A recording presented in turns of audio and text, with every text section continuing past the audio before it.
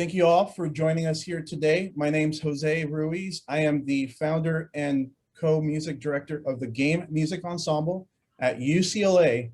And we're an organization that is primarily a performance arts organization, one of the largest, if not the largest performing organizations on campus until COVID, of course.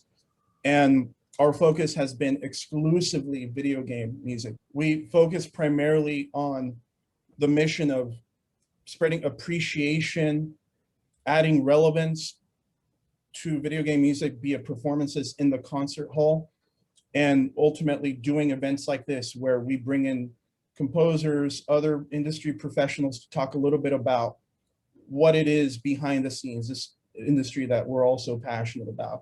So if this is your first time here, feel free to follow us. We have both Facebook, Twitter, Insta.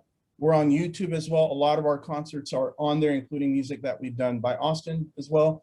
And if you're more inclined in our community aspect, we also have a Discord. Before we begin, I also would like to thank our finance committee. We have an events committee here that helps put on these events year round. This has been an enormously challenging year for all of us because of COVID, but nonetheless, they've been here and just putting out amazing content, including what you see here today. Campus Programs Committee, who put a lot of the behind the scenes and legal stuff to make this happen. Our executive board, which is here with us and will be helping moderate the conversation via chat as well. And of course, our members as well who, this is not an ordinary year for GME. It's very different, but thank you all for sticking with us and being here. None of this would be possible without you being part of this club and keeping that flame alive, even during a year that we have been given limited access to performance opportunities. So, without further ado, I'd like to introduce our special guest for our continuing Masterclass series. If you're here, you most likely have heard of him, but just in case you have not, tonight we have with us a composer from several games which are beloved in the industry, including Journey, ABZÜ, most recently the Pathless, games such as Assassin's Creed Syndicate, the Banner Saga, etc. The list just goes on and on. We'll be talking a little bit about those later. We have with us as well a Grammy nominee as well. Some clarification about that as well. We often hear, was it Christopher Tin or Austin who won that first Grammy nomination? And I'm proud to say that in Austin's case, he was the first soundtrack nominee. So specifically the soundtrack for a video game was nominated for the first time for the Grammys, and that was an outstanding achievement. That was back in 2013. It doesn't seem like that long ago, but we've definitely made some strides, which I'm proud to say that reflect our work here in GME as well.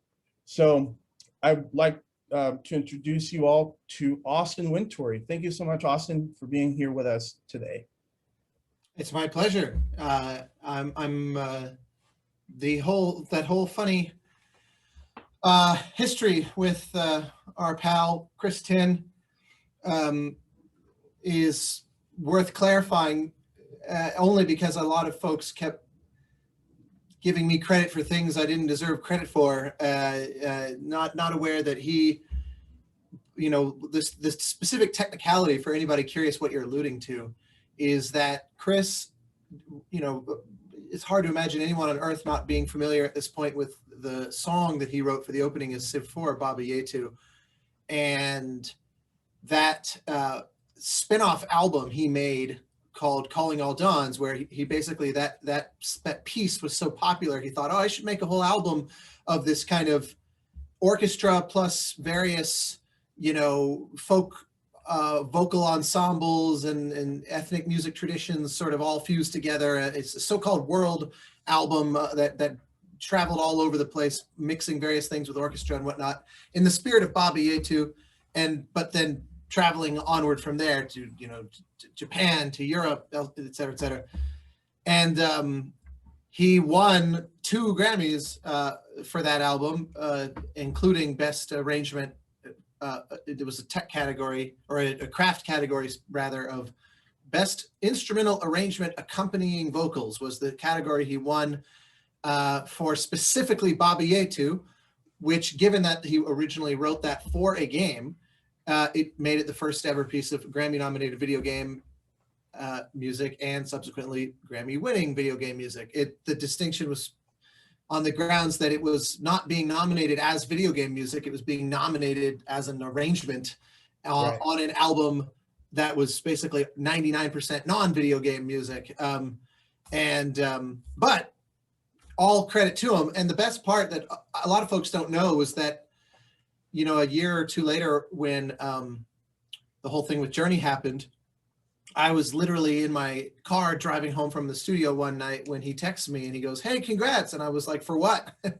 And he says, so I called him because I was driving, and he said, "I'm sitting here looking, they just published the nominee list." And I said, "Holy shit, Journey's on there?" And he said, yeah, he's read through the list, which was all film scores other than Journey.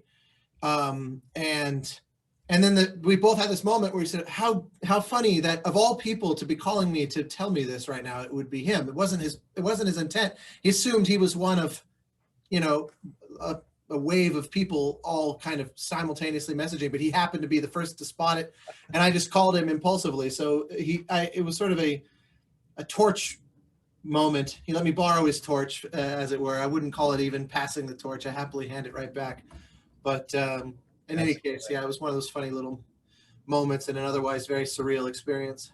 No, absolutely. And you know, again, it's that kind of just evolution of how video game music has slowly, those are the growing pains of the recognition that a lot of this music has had to endure as well. First in a totally different category with separate work, and now finally, in your case, an entire original work devoted for the first time for that medium specifically. So, you know, absolutely warranted. And Chris is just fantastic. You know, we worked with him before, and just a pleasure to have around. So I can't think of two people more fitting to be part of that video game history. It's been a journey. To make that terrible pun, it's been quite the journey, not only for video game music in terms of recognition. Just so you're aware, it's the 7,325th time that pun has come up. So you're in good company with literally every conversation I've had in the last 9 years. We're just adding a drop to the overflowing bucket at that point, you know, where it's a complete, you know, natural disaster at this point, and I'm just happy to add my drop in there. But nonetheless, you know, we're here now in this year with, you know, where we are in the industry. But from your perspective, where would you say you are? You know, you've been intrinsically tied to the evolution of this medium as well. But from your personal perspective, you know, how would you say, you know, it's a very broad question, so feel free to zero in on things that are notable to you in terms of both who you are as a person in your career, and, you know, primarily, you know, some of the more recent things in relation to as well, you know, how perhaps COVID has affected this as well. It's been an interesting question, where I am in my career. You know, I seem to have this simultaneous blessing and curse to feel very perpetually like I'm just getting started. And, you know, where it's that kind of roll up your sleeves, like, okay, you know, it's been kind of a practice run up till now. And no matter what I do, that just seems to be the case, and probably increasingly so. You know, every hill that I come to the top of just exposes some taller hill beyond it, but yet a more achievable hill beyond it, and all the same. So it's kind of like I feel all the more emboldened to go after that yet taller one next. So, you know, I'm not sure. I moved to LA. My career, I mean, in a way, my career technically began before that, but I was still a college student at NYU, and then I came to LA in 2005, and my career, in my mind, began in 2006. That was sort of when I made this transition unwittingly, and by good fortune, good luck more than anything, from kind of student projects to those first inklings of professional projects. And then, of course, the ultimate just random luck of those was my meeting Jenova Chen and scoring the student version of his master's, scoring his master's thesis, which was the later to be revealed student version of the game Flow. Because yeah, by the end of 2006, I was rounding the bend on that score as a PS3 launch title. And I was still finishing my degree. So it's like one of those crazy times of like, how did this happen? And in fact, as funny trivia, I was so worried that Sony was going to fire me when they realized they'd accidentally hired essentially a college student for their PlayStation game that I constantly lied to them about my age and what my general sort of lifestyle, because back in those days, the way to send things was through direct FTP transfers, and we didn't have Oh wow. Dropbox things like that, and so they would see the FTP activity. They'd always go, you're really quite a night owl, aren't you? We noticed that you're always sending over music at like 3 a.m. and they were completely unaware of the fact that it's because I was in classes until probably 6 p.m. and then I would come home and start my day of composing. And so yeah, it was a very insane period, and that game really opened a lot of doors, not least of which with that game company, and led to us working on Journey starting in 2009. Right. And steadily for 3 years. And so it's funny because Journey felt like a midpoint in my, like I had already done a lot of feature films. I had done a couple, handful of student games and very small independent projects. I had done a zillion little short films and advertisements and things like that. And so Journey felt like, here's just kind of the next thing in line, and this one showing way more promise than most of these. It was just instantly very exciting, and from day one I thought this looks like it's going to be different. Right. But by the time it came out, I didn't feel like I'm still at the starting gate of my career overall. But as time has gone on, in so many ways, Journey was like this kind of christening that. Other than Flow, seemingly nothing in my career mattered before that. It's not true, especially on the film front. I had 2 different films play at Sundance, and had reasonably good early opportunities in film. But yeah, so long and short of it, I kind of always feel like I'm just now kind of cracking in who I want to be as a composer, who I want to be as a performer, et cetera, et cetera, et cetera. Every new thing kind of pushes me somewhere novel. So, right. And I hear that analogy too. You've had an interest in doing all sorts of works outside of video games as well, like you mentioned, film. One that always stood out to me a lot was a science-based concert you did, A Light in the Void, which was based on a lot of the scientific background that a lot of scientists working in the fields of cosmology, quantum physics, and evolutionary science. And I've often heard that parallel there, where the evolution is a process that's slowly kind of getting to that next summit, The word escapes me right now, but I definitely do see that in relation to that. Which brings me to another question too, related to that, where I've often heard many composers say, music is music, whether it's for video games, an advertisement, a jingle, a concert like A Light in the Void. Do you feel that way similarly as well, where you're just a composer first and foremost? But I dare say, based on your response right now, that maybe there was something that stood out to you that was maybe different or special about video game music that stood it apart, especially, as you said, as that kind of like christening point in your career? So there's sort of 2 different threads there to try to disentangle a little bit, because it was not, despite the fact that I've always been a ravenous gamer, and therefore working in games is sort of a dream come true. It wasn't actually explicitly my goal to kind of, for games to dominate what I do. I just basically had the dumb luck that Journey in particular opened so many doors that I, for all intents and purposes, I could never do another film and still have you know, it's not even that my livelihood would be unaffected. It's like there's in certain years there's barely any time for any film because there's quite a lot of opportunity in games. As it turns out, I really took to games because the whole aspect of interactive music and non-linear music design ended up being something I became wildly obsessed with.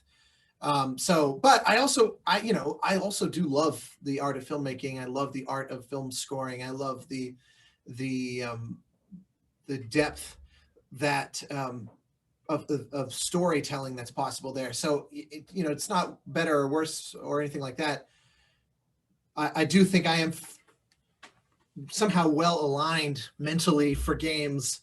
And part of it is that I've also just been a passionate gamer my whole life. So there was nothing sort of deliberate, but to the other kind of thread in what you said about kind of music is music, I heartily agree. And for years I had this very, like anytime I was being invited to give a talk somewhere or was doing something like this, or, doing a press release because a new project was coming out and they were getting ready to do all the media, or like I'm doing press interviews, that kind of thing. Invariably, I would come across some text that would refer to me as a game composer. And I always had this very kind of like, would you get rid of the whole game thing? Composers are composers. And I kind of got probably a little too precious about that for a while, because I just thought, let's stop segregating ourselves as if like,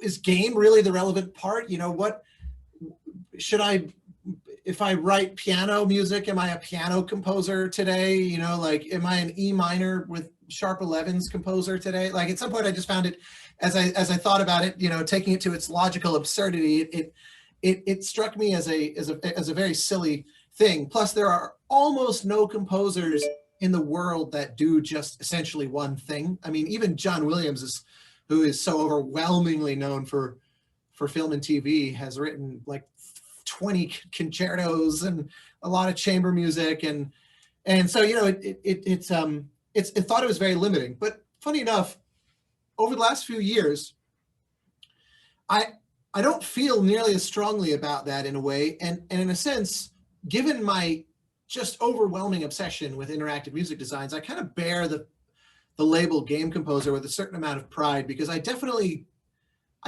feel, at least in my case, there is a fundamental difference between a composer who happens to write music for games, right, and someone who considers themselves effectively a game designer who happens to be the music portion of the game design. And I think that philosophically, there's a real big difference between those. A colleague of mine named Guy Whitmore refers to composers in games as music designers. He doesn't even have the word composer in his title at all. And I absolutely love that, because it's one of those things that when people invariably say, well, what's really the difference between scoring games and going to film? I've been asked that question 10 million times, and I've started to steal from Guy as part of my answer that, as a film composer, you're a filmmaker alongside the other filmmakers, like the cinematographer, the editor, the actor, ultimately all collaborating with a director, but you are a filmmaker who happens to do music. And in game music, it's very much the same, except that there's a whole lot to it that there is no parallel to in film, and the interactivity being the umbrella under which that lives.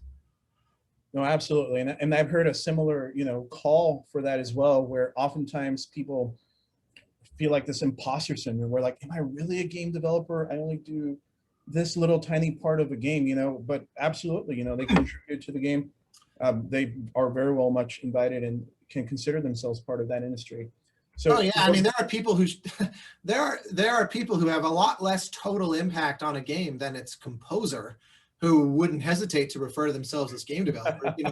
If their job is to draw to paint the textures that are going to get put on the tree trunks in the world, I think they're arguably doing less total impact for the player than the score, which is, a far larger presence in your moment to moment experience. But they're no less a seminal member of the team, and they're definitely not a game developer, despite focus, the narrow focus of their role. So yeah, imposter syndrome is I'm guilty of it daily, but it is a very counterproductive thing. Same here, and many other creatives and musicians, anyone artistic, that's a very common occurrence, But while we're on the subject of the industry, we talked a little bit about that specific aspect of the contribution.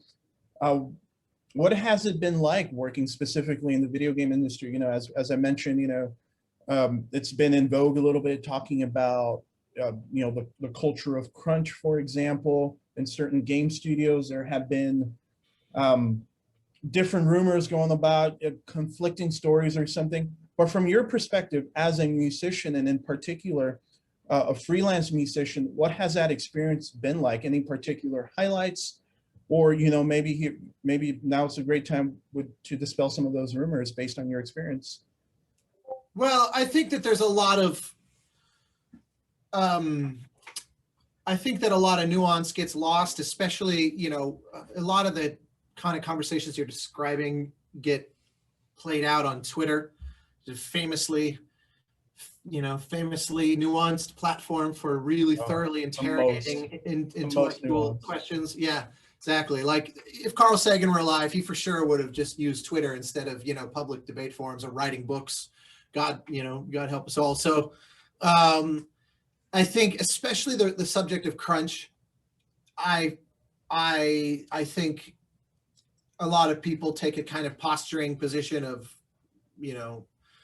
that's just bad planning and bad management. And in some cases it is. And in other cases, it's because games are goddamn hard to make. They actively don't want to be made at every moment, and they go kicking and screaming into existence.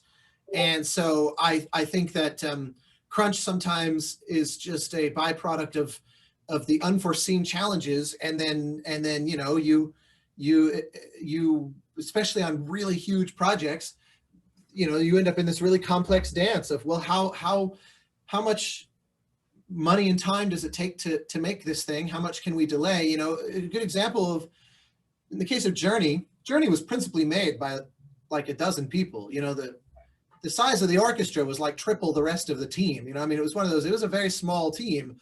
And so they had these schedule extensions from Sony where they said, look, the game's not done. And Journey, fortunately, that game company was very aware that Journey was so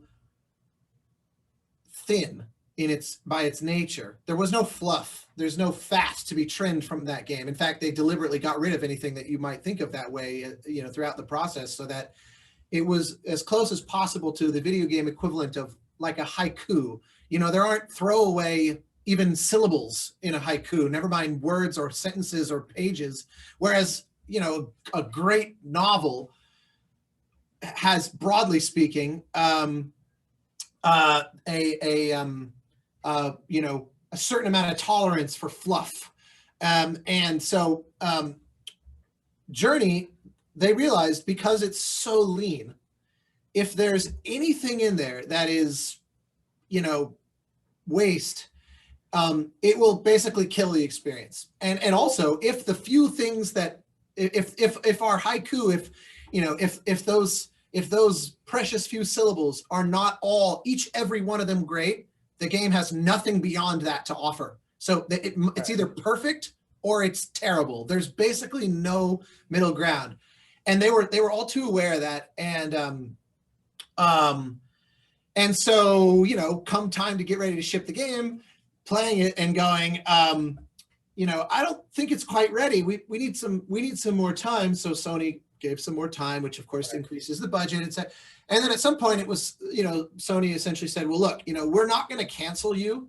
They had every right to do so. Today the news broke that EA canceled a game that had been in development for 6 years. So at some point you realize, I don't think this game's ever going to add up to what they think it is, and we may as well cut our losses, because it's better to have no released game than a bad released game. And so So so Sony at one point said, okay, look, we'll let you keep going, but we're not paying anymore. So that game company had to basically burn through their savings for the last however many months of development and just pay out of the coffers of the company to keep the thing. And by the time Jenova has publicly spoken many times that when Journey launched, that game company was bankrupt. And if the game had been a failure, then they would have instantly vanished off the face of the earth, because they were already basically at the knife's edge. So, contrast that to a game like Assassin's Creed Syndicate, where I remember asking the team, how many people are working on this game right now? And they said, oh, somewhere in the neighborhood of 800.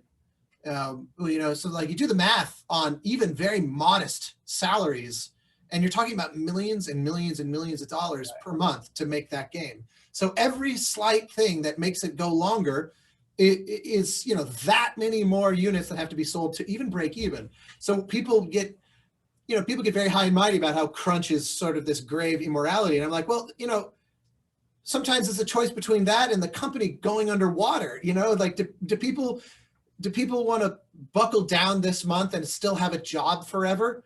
Or do they want to just lose everything now? And I'm making it overly reductive, but these are the kind of decisions that the management have to contend with. And I sympathize. It's really difficult. Add to that composers, as freelance composers, are in this kind of interesting other category where, we're not in most cases in salaried, benefits equipped employees of the company. And so we have our own sort of version of crunch that it can be difficult to navigate when, 3 or 4 projects that were all beautifully and neatly arranged on the calendar to not overlap had their own schedule shifts. And now suddenly I'm doing 5 games at once and I wasn't planning on it. And it's none of the individual developers' faults or failures of scheduling or time management, that kind of thing. But here I am. So yeah, bottom line is Totally agree. There's a lot of soul searching going on in the industry. I think a lot of it's very healthy. Some of it might be unrealistic because games are goddamn challenging to make. But it's good. It's healthy. No one wants to create a toxic work environment, and no employee should feel compelled to work in a place that makes them feel horrible or doesn't appreciate and respect their time. I also just know that these conversations are much more difficult than not. They're Absolutely. Very difficult topics, but I definitely do agree. Games are a relatively new industry, even in relation to film. Absolutely. It's also relatively new. And on top of that, music, when you add to that complexity, it's just, just the heap of talent and time that has to go into that. Absolutely agree that games just don't want to be made. Music sometimes doesn't want to be made. And, composers often, sometimes it wants to be made, but most of the time it just goes fleeting off into the horizon, like, I think that's where that word genie comes from. There are cultures that had that idea that, that genius is this fleeting thing that isn't part of you, but comes to you. And to that point, we've had a number of questions about perhaps if you're willing to share how that process works for you creatively, what, how it works for you on maybe a habitual perspective, but maybe if you're happy to share perhaps some of your specific workflow, maybe some tools that you use, if you have something you'd be willing to share with us on screen share as part of that compositional process for, again, that whole notion that we're talking about, that music just sometimes doesn't want to be made, games don't want to be made. How do you deal with that as a composer?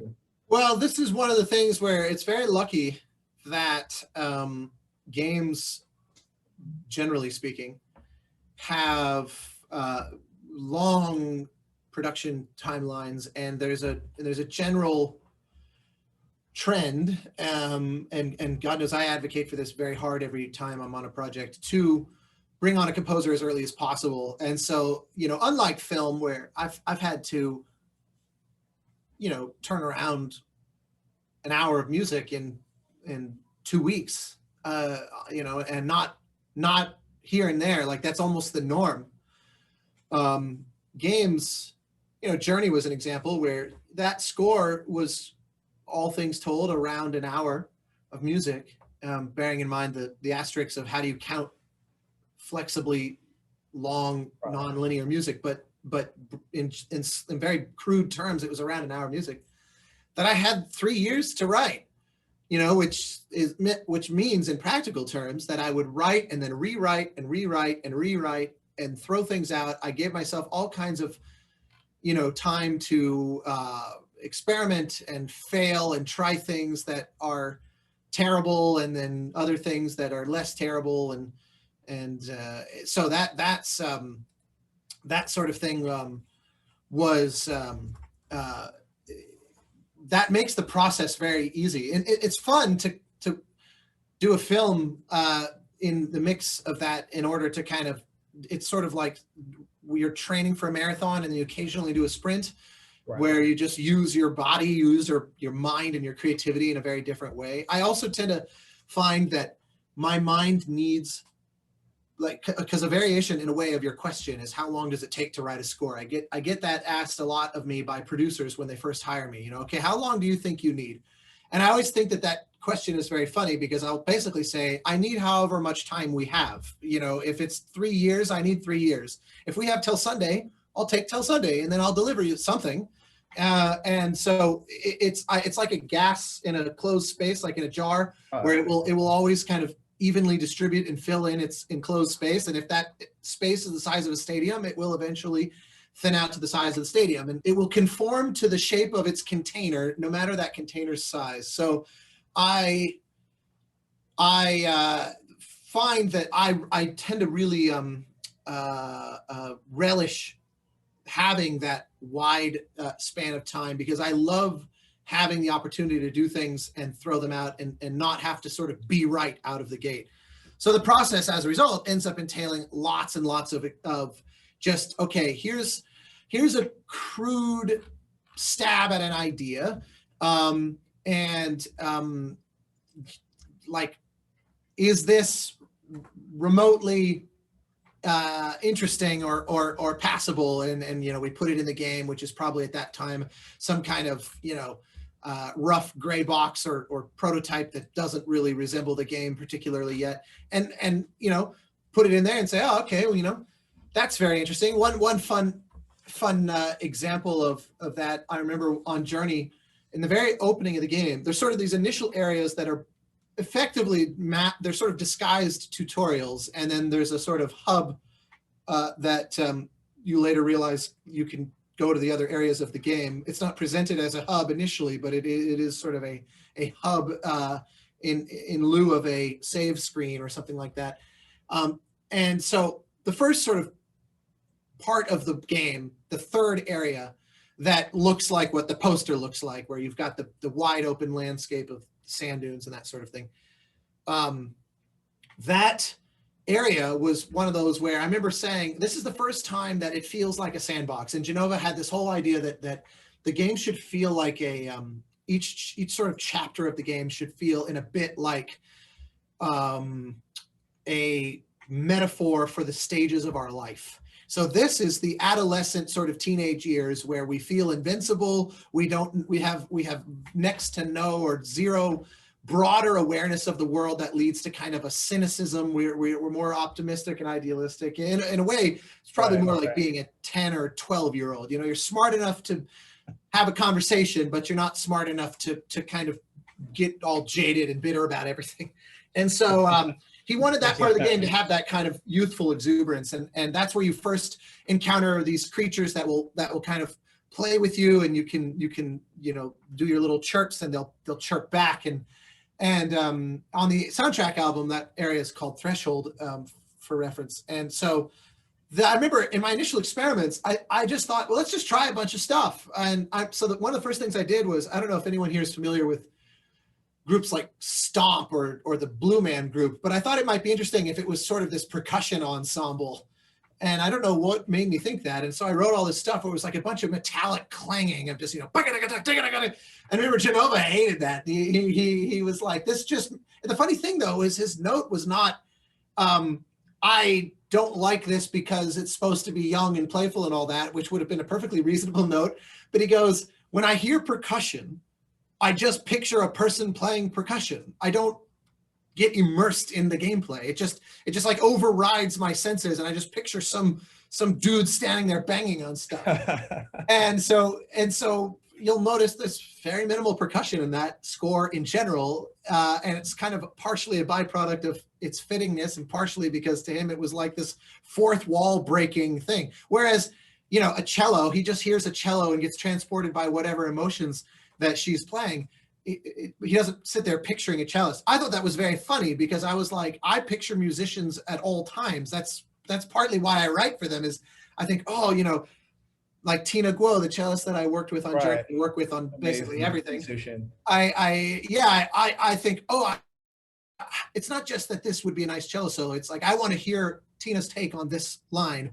That's half of my motivating conception of the music. But the idea that that would be a turnoff for him was very hilarious to me. But that's, you know, that's another one of the things that I really enjoy about this line of work, just the collaborative process of writing, as opposed to, you know, sitting at home and writing symphonies or operas or musical theater or something like that. Well, actually, musical theater is highly collaborative.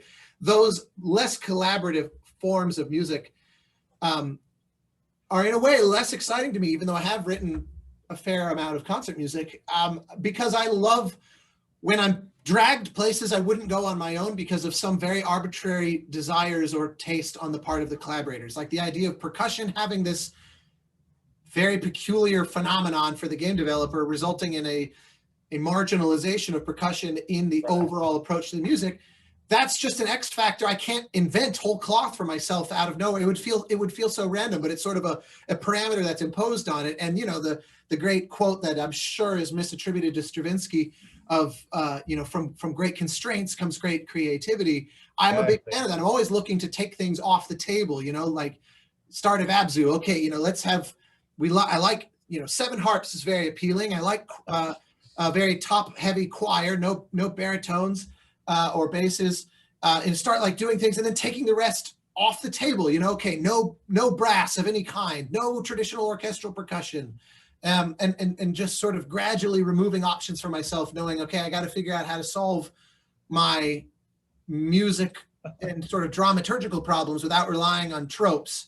And the more challenging I can make it, the more excited I get. You know, like Assassin's Creed is in a way an extreme example of that, where the whole score, 95% of that score is performed by 9 musicians, and you know, 3 violins, 3 violas, 3 cellos, as a 9-part chamber ensemble, you know, for this game that's like nonstop action and set pieces and stuff. So yeah, I know that your question, you know, which you asked approximately 7 hours ago, was totally fine. You've answered others that are on the list in the process of going on there, so absolutely fine. Yeah, okay. I am happy to. Well, first off, in terms of process in the more literal, pragmatic, you know, down into the nitty gritty of it,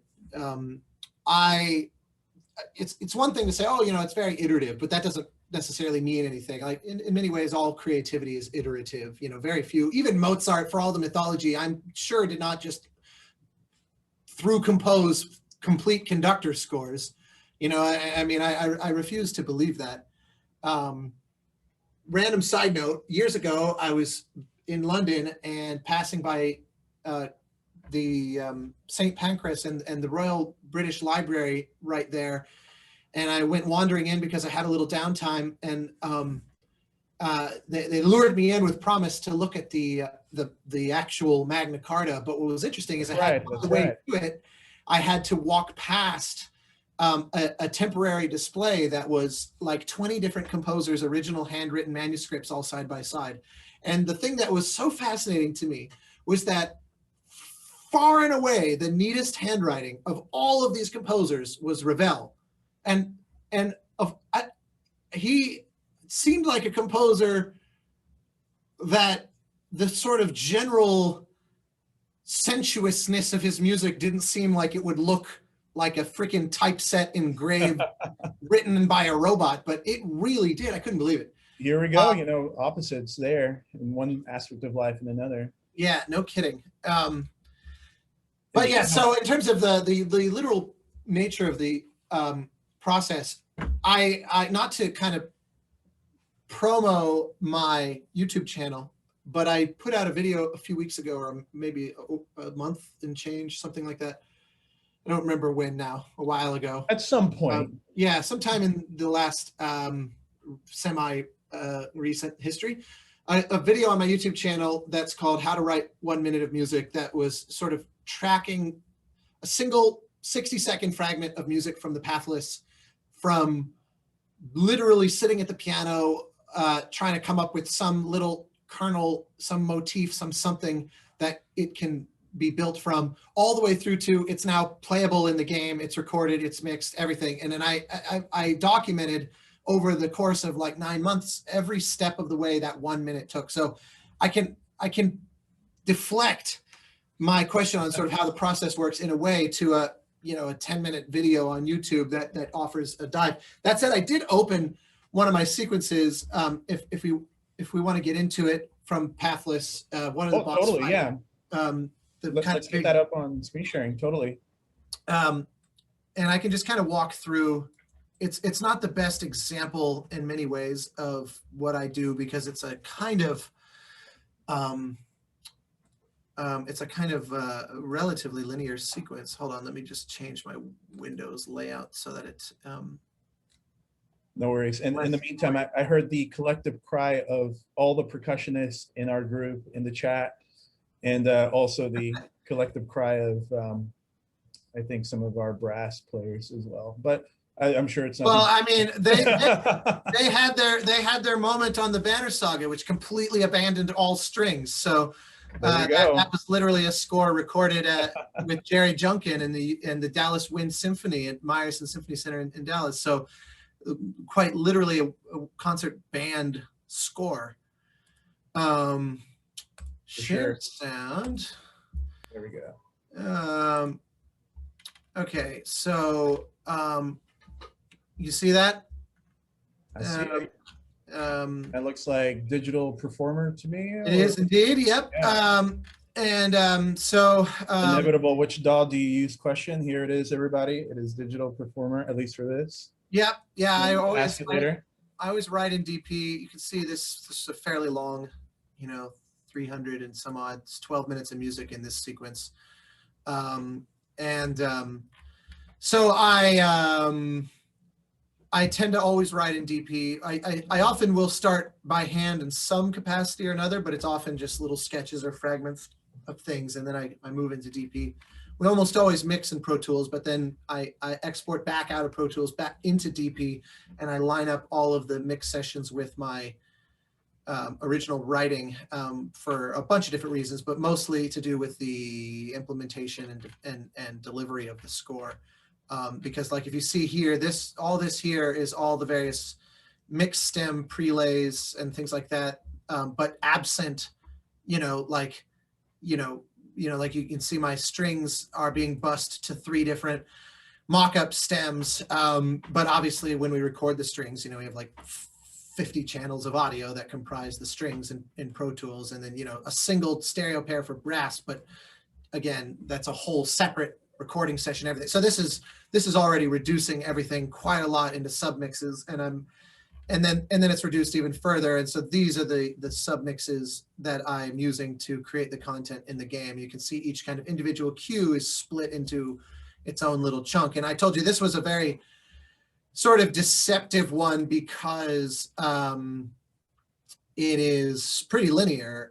This is the big grand finale spoiler of the game, the God Slayer sort of final showdown at the end of the Banner Saga, and a few other things that come before that. And so, yeah, you can see it starts off like if we go to the beginning of the God Slayer fight, there's a loop. See, it starts here. This one's pretty damn basic, because it's just a loop that goes until you turn off the game or you win. So most of the time there's an optional ability to leave the battles at any moment. And so I have a kind of multi-stage way of exiting us out of the music, but in this case there isn't. And there also there wasn't justification to kind of break up the fight into constituent elements, because it only takes a minute. In fact, if you're really good, you could finish it in, during the second playthrough of, like, it loops once and it's not even through it a second time and you can already be out of it. So because of the narrow focus of this moment, I decided to do it a very old fashioned, it's that. And so you can see how, Yeah. this score is comprised of I've got my antiphonal horns and so many instruments. Well, and we're in good company here, though. We're GME, my we do templates. big scores. Yeah, well, and it's funny because it's a little deceptive. Like my template, I have a kind of generic template that is always, I have kind of a generically orchestral template that you can see here that pulls in a lot of instruments. But if you're familiar with the Pathless score, you'll realize that, like, there's almost none of these instruments in the score. I have no low brass anywhere. So all these, no trumpets either, all that sits there completely empty always. It's just there because I open up a pre-existing template and I start making modifications. Whereas in the case of the Pathless, I had this horn ensemble of 10 horn antiphonal group where I had 5 horns on the left side of the room and 5 horns on the right side of the room. And it's a lot of call and response. And you can actually see, you can see it, like, especially if I get rid of this, it's quite literally that. Horns 1 through 5 here, and it's, it's even panned in the MIDI the right way. But I have this, big giant 10 horn, like, sort of tutti additional thing just to make the mock-up speak a little bit better, where I'm doubling everything. And with my CC data, I'm rapidly hard panning this one back and forth to match those, just to make the mock-up kind of sell a little bit better. Those things, sample, sample library things. I did notice some interesting things down there, like a bass viola da gamba, some nickel harpa, more unusual instruments somewhere, and some of them which I do know are part of the Pathless. Yeah, these are all the various solos that I recorded for the score. There's a couple of things in here that are that stayed as samples, but it's broadly speaking all the various folks I recorded. The nickel harpa is a particularly important color in the score, and most of those I recorded directly into this DP session. Like you can see, nice. Right here is the start of this nickel harpa phrase, and you can literally find that initial recording. There it is, right here in the session. So I've got the raw,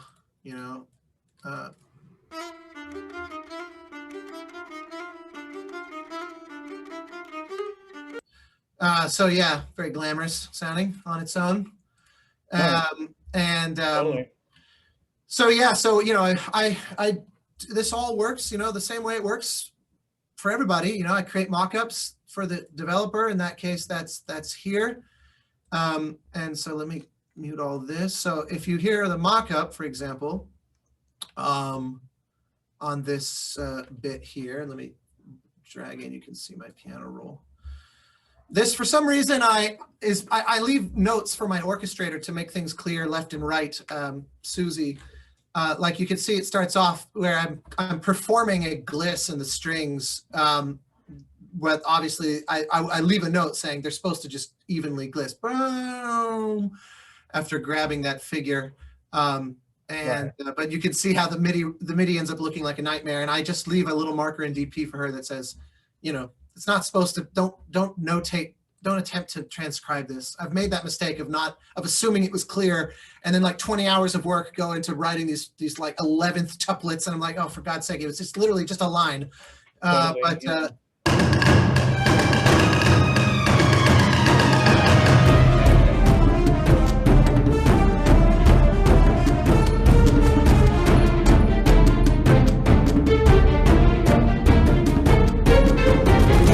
So it's interesting how, I don't actually spend much time on mock-ups because you know, it's partially a function of, like in the case of this game, I had the trust of the developer, you know, so it's basically just a blatant waste of time in a project like this, because they're, you know, they're listening for, is it more or less the right thing? It sounds pretty decent, so we trust that the final version is going to be all the more interesting. Right, and that's part of your relationship with that studio and having worked with them for.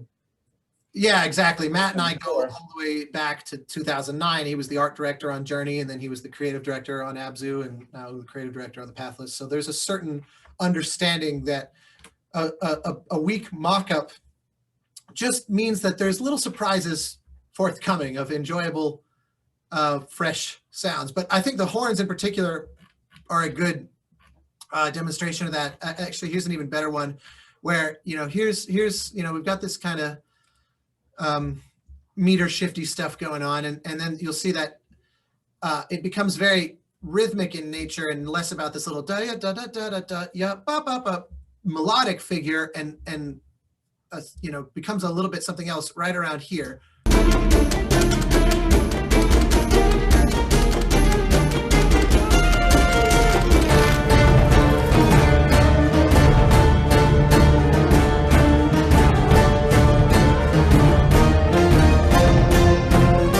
The funny thing is that if I just played that for you, you'd probably not even notice that there's horns in there. It's such a bad mock-up for that.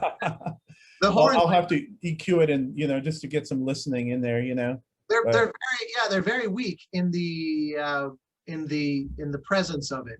You know, you can see the horns are these fanfare-ish figures, and it's the thing I showed you at the beginning that's kind of bouncing back and forth. Killer freaking London horns that just grab these E flats without breaking a sweat. So, but listen to the final mix by comparison. You know, well, actually, just for fun, let's isolate the horns so you can hear how nuts these musicians are, and then you can hear the proper. Great.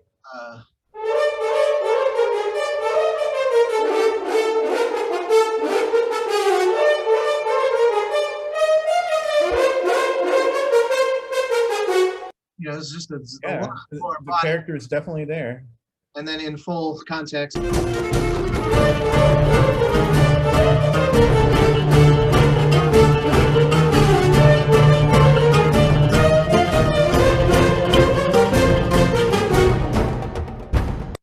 Yeah, you know, it's almost got this fiddle quality, which kind of listening for after hearing that nickel harpa. But not, you know, now that you pointed out that it's definitely horns, you know, just doing this, you know, brassy technique there. And I, of course, accidentally had the strings muted in that playback, so this is, you know, a big giant chunk of the mix was missing.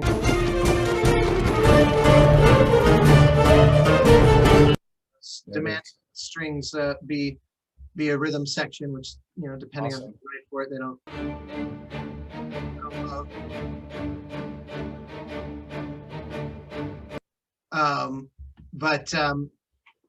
But yeah, so, you know, a lot of it, especially in a score like this, it's so much about these just applying layers of paint over and over and over, like an oil painting, where it's literally starting to push off the surface of the canvas. It's getting so thick. But that was, you know, one of the things that I really, really loved, and that's partly why I brought up this cue, because it let me. It's sort of where every constituent element of the score comes together. You know, the tuba and throat singing is a massive part of the score, and you can see I've got, you know, in fact, most of the score is built from them, but in this case, it's sort of the orchestra is really kind of finally a dominant voice. So you can see I'm using them in actually somewhat sparing ways.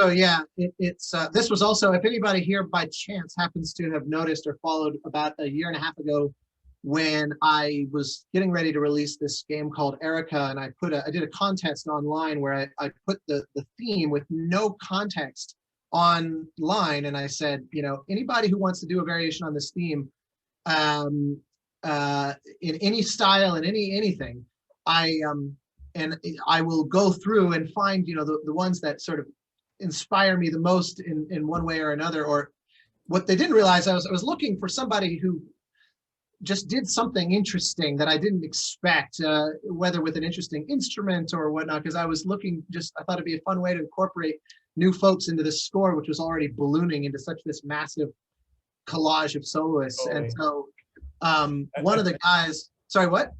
I was saying that was one of my favorite parts when you were putting those different behind the scenes videos on YouTube, how you worked with some of those soloists. So anyone here who's interested in seeing even more of that process, those are on Austin's channel, which you'll be able to find in a bit more detail.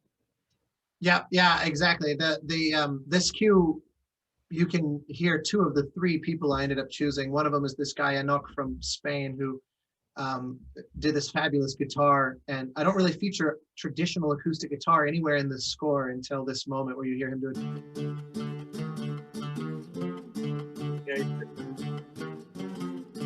One of these, that's a submix of a few different passes of him, just adding that little beautiful bite to that kind of,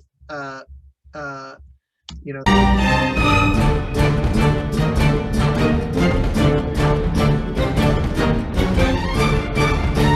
One of those wonderful. But then another one that was great fun was this guy Bastian, who did this thing where I could not for the life of me figure out what this instrument was, and it turned out it was his voice, where he had recorded himself humming and done this all kinds of bizarre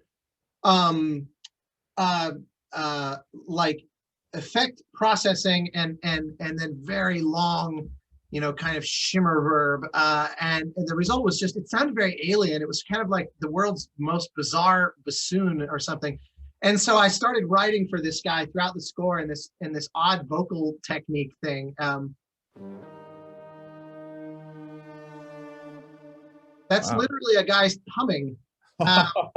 And so I use it. It's actually like the main sound I use for this villain character of the Godslayer, where you hear that minor sixth fanfare in the strings, and then he's glissing also. It's this guy who was a contest winner.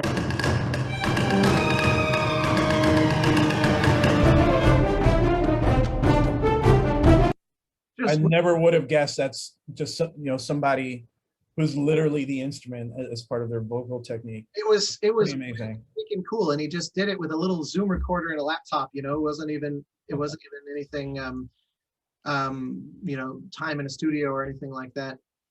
Totally a testament to just, you know, where we are right now with technology and, you know, the accessibility of composition and all that.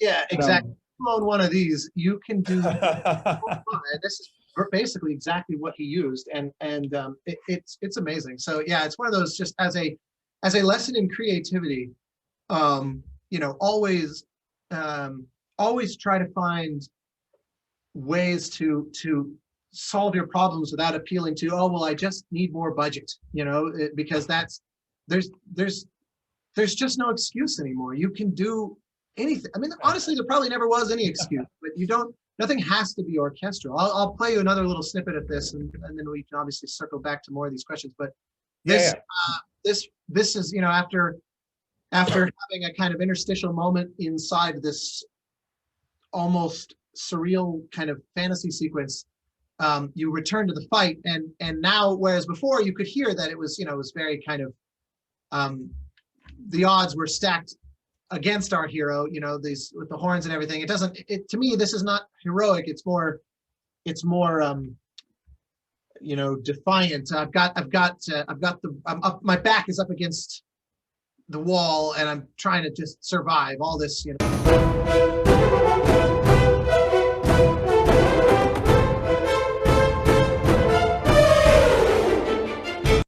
You can see horns, general gliss down.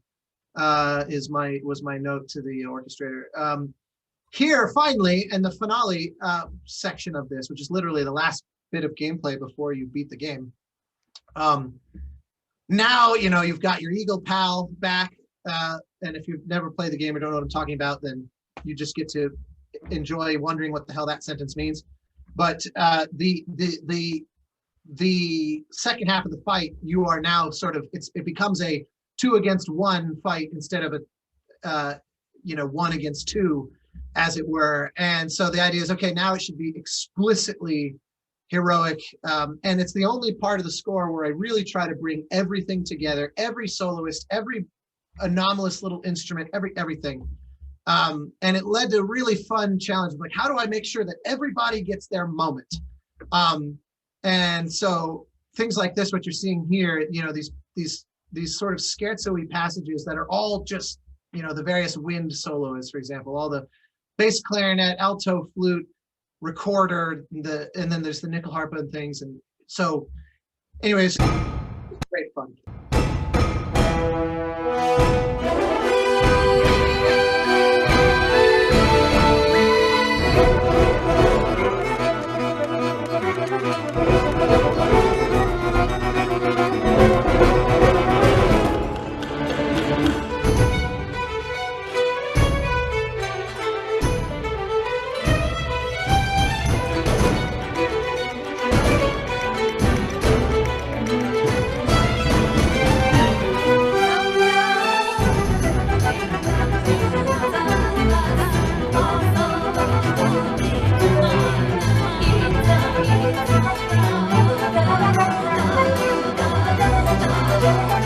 Actually a really good example of what I meant, where it's just kind of like endless layers of paint. Yeah, totally.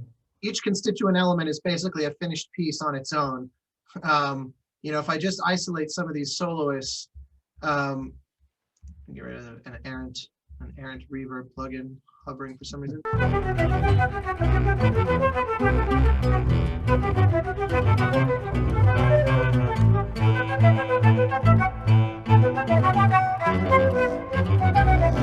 It's very, I'm such a sucker for those kinds of. Was that Kristen on the flute for that one? That was actually Amy Tatum, who is a long-running beloved collaborator playing the C flute. Kristen definitely is all over this thing too. You can see she's got her own channels here, and then, you know, the various sort of dulcimer bits and the solo bass. You know, Eric Snoza, who I met because we did a lot of performances at Journey Live together. I was like, he's such an unbelievable musician that I said, I'm gonna throw just some of the hardest freaking bass parts at you I can fathom. Always nice to have somebody like that. And this isn't even, you know, like this stuff here. You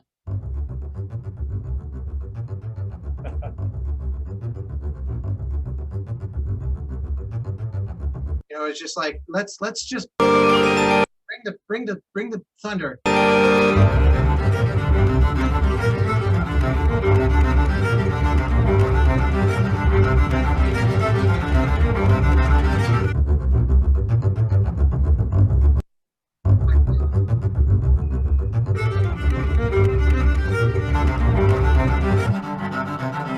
gamba in there, and then after, you know, then we start the traditional.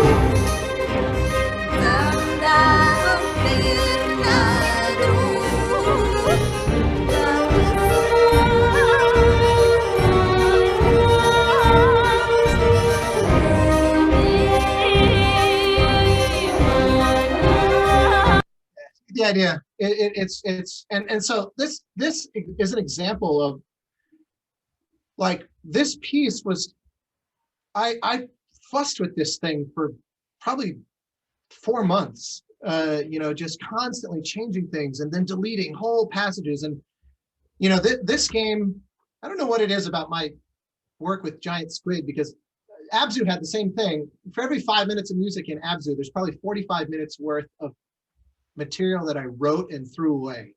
So it's just like what gets over the line always vastly is outnumbered by what I wrote to get there. When I have that luxury, when I, you know, because the goal was to make something that it felt like the culmination of everything for the Pathless, which has a kind of odd aesthetic and a unique vibe, I hope. And so, you know, you don't want to just suddenly, when you've got your big grand finale boss battle, you don't want to just suddenly turn into so-called normal music if you've worked really hard for the last, you know, however many hours of gameplay to establish a sound and an aesthetic that is more proprietary. Right.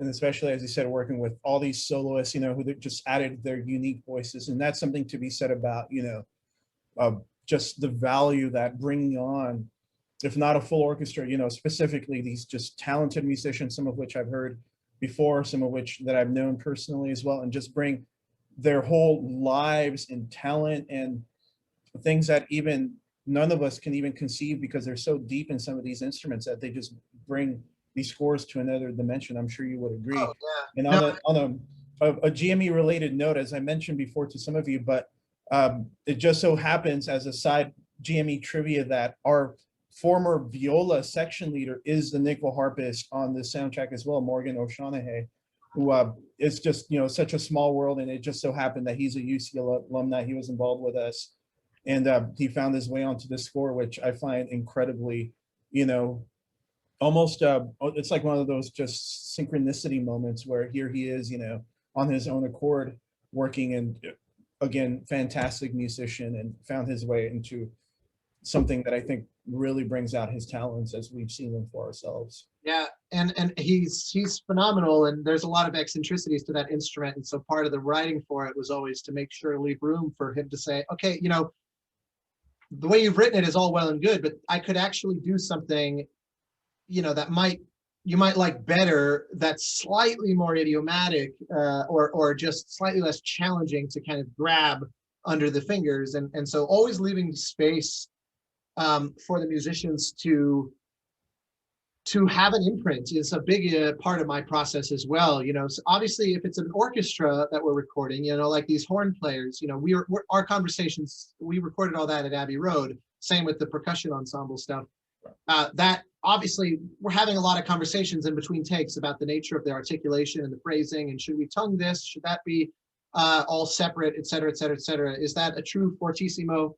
Blah, blah, blah. And I'm shaping it, you know, as we go, and they'll raise questions or make suggestions, and you know, negotiating it and navigating it, as it were. But then sometimes, you know, there's opportunities to really change. And when you mentioned sort of leaving room for these musicians, here's a perfect example where I had written down a version of this piece, and I knew I wanted to feature this Mongolian singer Oyunga Bold, and I really wanted her voice to be a big part of this finale. And there were a few places where I wrote out specific material for her, and then there were other places where I thought, I'm going to just bring her in the room, and we're just going to kind of talk through it and see what we would want to do. And this was one of those moments where she, you know, she is very interested in the production side of music. You know, she's not just this singer who shows up and says, "Give me my part," but you know, she's very passionate about all the depths of what's possible.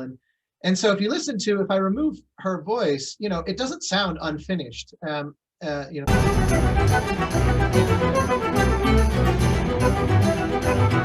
enough there to support it. But I thought I really like the idea that there is this kind of chanting on a static pitch through it all. And so I had written out some text, and she translated it for me into Mongolian, and then we were discussing the different ways of kind of rhythmically breaking it up. And so we did, like, she did a take. I said, okay, let's try this, and we kind of worked out some rhythmic ideas, and she did a take. And then it was like, if I remember correctly, we did a second take where she kind of inadvertently did something very different from that. And I was just recording on a different channel, and we ended up with this kind of hocket of her against herself. And I thought, now wait a minute, I wouldn't have thought to do that. Let's lean into that. And so you can even just see on the waveform, there's 3 different takes of her that are clearly not together. And so then I started playing with that, and then lean into that even on the production side. So if I isolate her, you know, you can see what's going on.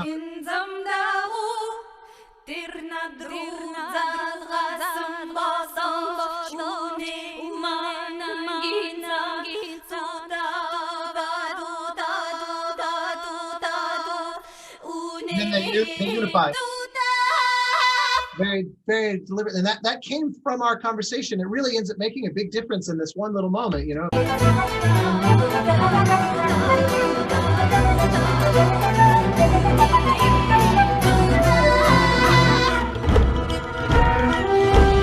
It's almost as if everything around that is just almost like the scaffolding for just that solo moment to shine.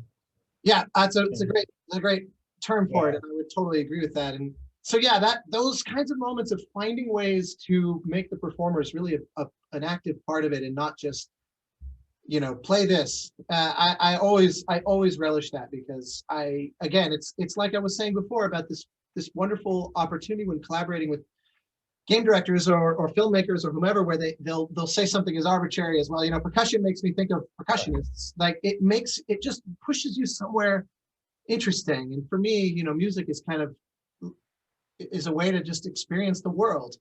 And the more novel my experiences can be, the more well-rounded my life in general. And the musicians are such a big part of that. Absolutely. I've often heard the term, you know, music is not enough for a lifetime, but a lifetime is not enough for music. It just, you know, it's going to take you where it's going to take you, and we all walk that individual path. Well, Austin, thank you so much for sharing with us this music from the Pathless. You know, if you haven't heard of that game, people on this call, you know, feel free to check it out. Again, you've seen a sampling of that score. Amazing soloist, you know, some of Austin's best work to date. So do check it out. We're gonna I have one more question before we go on to our Q&A section, and feel free to keep this one brief. And I'm hoping that it'll cover a lot of some of the blanket questions that we've had. No, I really appreciate the deep dives. You know, like when I saw that session go up, like, yes, this is what we're here for. You know, we're going to see, you know, the music, which is what we're really all about. So thank you so much for sharing that with us. That's one of the things that I like about doing Zoom. That's one of the unexpected benefits of having to adapt to not meeting in person, is being able to actually just have it. It's just here. I'm at my desk. I write it here. Yeah. So, you know, I'm able to just pull everybody in, which is great fun. No, thank you. I'm going to be, this would be 3 sentences. No, as we mentioned, you know, absolutely part of the plan. But this next question, I do want it to be brief, primarily because it can be the longest question too. And I know it's a question that it's on a lot of people's minds, especially people joining us from the industry and some of our composition students, and anyone looking to get into video game scoring in general, or follow even in your footsteps. If you were to give them the elevator pitch of the single best takeaway you can give to them in the next minute or so for them to take with them, what would it be for those pre-professionals or people looking to break into? So there is, in economics term, the industry is overwhelmingly a buyer's market. There are, you know, just thousands upon thousands of talented, musically just pulsing with vitality composers, and there are thousands and thousands of scores that need writing. So maybe it's fair to say there's tens of thousands of composers, and producers find themselves with a spoil of riches every time that they are looking for a composer on whatever they're doing. It can be literally, I'm writing, I just want a little stinger for my Twitch channel for every time I go live. Well, there's all, you know, between the infinite bottomless well of library options licensable, there's thousands of composers that would happily step up to the plate and say, I'll write your Twitch, you know, login jingle. And so having talent, having skills are clearly not enough. And the key is what differentiates you. It is, and when I do composer like demo derby kind of things where I'm listening to somebody's reel or they're playing me their music and soliciting feedback, you know, I get emails from composers all the time saying, you know, would you mind checking out my stuff? And the number one thing I find myself saying is, this is perfectly competent or even excellent. But what risks would you say you took with this piece?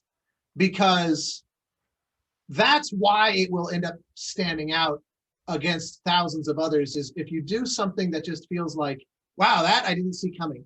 And another way to phrase that is sort of my, if I had to summarize everything into one piece of advice for composers, and this is a thing that I have to actively practice myself. And so that's why I think it's hopefully valid advice, because it doesn't age out. You know, having career opportunities, having a professional reputation, and some credits that help you get in the door, that like I'm fortunate enough to have, doesn't change the validity of this advice, which is I always encourage people to be divisive. Don't be afraid to be overtly polarizing in your writing. Write music that you think there's a real chance that this will be hated. Because that's also going to open up the door for it to be just unabashedly loved. And that's a far better position to be in than, you know, yeah, it's fine, I don't really remember it, you know, but your survival instincts, especially early on, are going to be going, I don't know. You're only going to be hearing the half of your brain saying, they may not like this. In fact, they likely won't like this. And I can only say, you're right. That's true. That's probably a sign you're on the right track. You know, I routinely have to do demos, you know, auditions, pitches for jobs. Right, right. They say, look, here's the brief. What do you want to do? You know, there's a lot of games that have every single E3, every single Game Awards, every single state of play. There is a trailer for something that I demoed for and did not get. Some, you know, there's also fairly steady of ones I did manage to get, but there isn't a single one of these big showcases where there isn't one or several games that they did not hire me on because I threw something at them that they were like, whoa, no. But I consider that me doing my job. They say, you know, I want to make the decision easy for them. Both directions. Yeah. And I would say, you know, music's so vast that if you keep doing, composers who keep doing the same things, you know, they're not digging deep. There's so many traditions out there. There's so many eras, so many instruments being even built as we speak, new forms of music that absolutely agree with that, you know. But thank you, Austin, for that reply. I hope that covers a lot of the kind of career advice portion of some of the questions. I think, you know, a good half of the questions we received via our form had something to do with career advice, which I hope is a question that is answered more broadly rather than specifically based on what Austin's sharing with us today, and also based on what we'll hear from some of the other questions that are yet to follow. So we're going to start with our Q&A section now. We were just talking about the Pathless, a question about how the different cultures influence the score that we just heard. Yeah, the short version was that I started with this. I'm always hunting for interesting musical colors in general, and I was very keen on the nickel harpa before beginning this score, which is a Swedish folk instrument. Right. And so I was excited by that, but then also a big part of the inspiration of the design of the hunter and her dynamic with the eagle came from the Mongolian falconry traditions. And so it got me thinking about throat singing. And then I just happened to have this connection to this unbelievable group of Tuvan throat singers, the Alash Ensemble. And so, you know, in the interest of brevity, basically built the score around a kind of a jam session that I did with them. Again, that's actually also on my YouTube channel. There's a whole video about the process of collaborating them, which was just a life-changing experience. Awesome. Really amazing thing. And then it became this, okay, well, I want them to be a very dominant part of this score and kind of an anchor, but it's also, I don't want it to be, you know, Tuvan music by any stretch. I don't want to get it pulled into this suggestion that there's a kind of a primacy to Tuvan-ness. And so then I was like, okay, well, what if I counterbalance that with, you know, the nickel harpa? And then it was, okay, well, I also really, you know, I can sprinkle some Irish penny whistle. And then, oh, there's some interesting, you know, Central African and West African rhythms that I like here, and some very specific, and so before I knew it, I found myself obsessing over, I want this to sound like a kind of non-existent global folk band, where no one group is the dominant voice, but everybody is very authentically bringing what they do to the table and then kind of bouncing off of the others. And so it became this panoply of stuff that was intentionally trying to not really land any one place. So that's right. It's like about that. Like it sounds almost to me like the Esperanto of scores, where like drawing a little bit from each score, not from each language, not making it exactly that language. But that's very interesting. That's well, hopefully William Shatner will become just as excited about Pathless as he is about Esperanto. Awesome. All right. Well, thank you for that answer. We're going to move on to the next question about the out there ideas, in particular one about the 7 harps, which I think we've talked a little bit about. So let's say you have a crazy idea like using 7 harps. How do you convince your employer to let you do that? Well, it's not about me convincing them. It's about the 7 harps convincing them. Yeah, so I make a mock-up that's hopefully relatively accurate, or in some cases, I just record it. You know, Journey, that game company and Sony never once heard a cello solo mock-up ever. I always recorded Tina, even if the rest of the queue around her was a mock-up.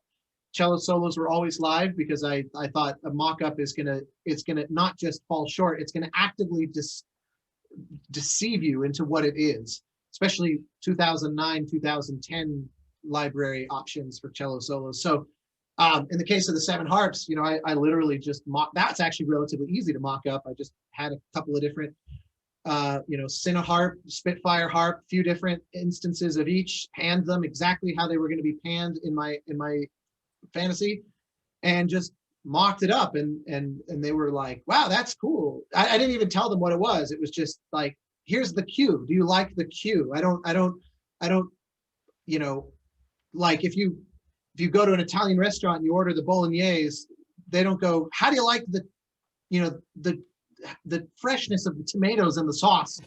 They're like, how's the bolognese? Same thing.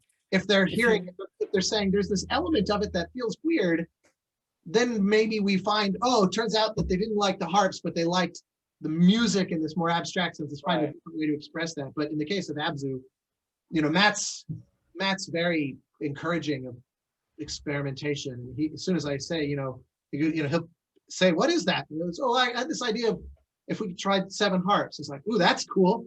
So yeah. I know when we heard about that, when, you know, again, as part of our performing arts process, we look at what scores are out there.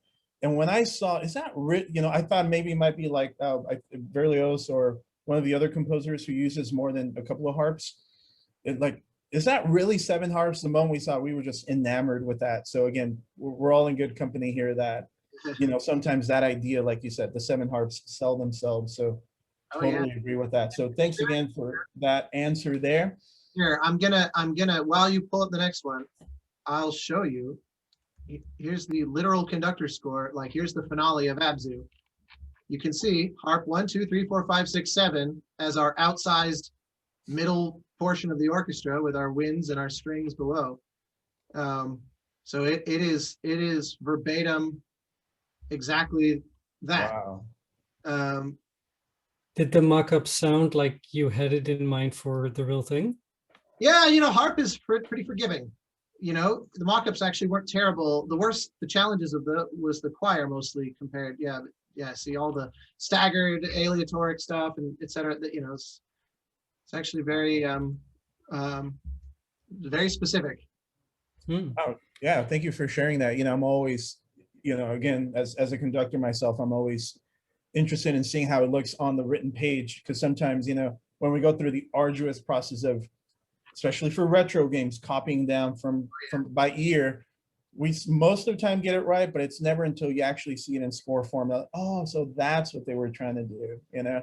So thank you for sharing that there. And I'm sure a lot of our orchestra members here will really appreciate that, both harpists and non-harpists here today. Yeah. And related to that, we have well, not in the sense of showing your music here, we have a question about the fear of publishing and all that. I struggle with publishing and showing my things to the world. So what would be your advice to dealing with that? Either how you did when you were young and launch Ages of Etheria, which I Oh my think God. you composed. Yeah.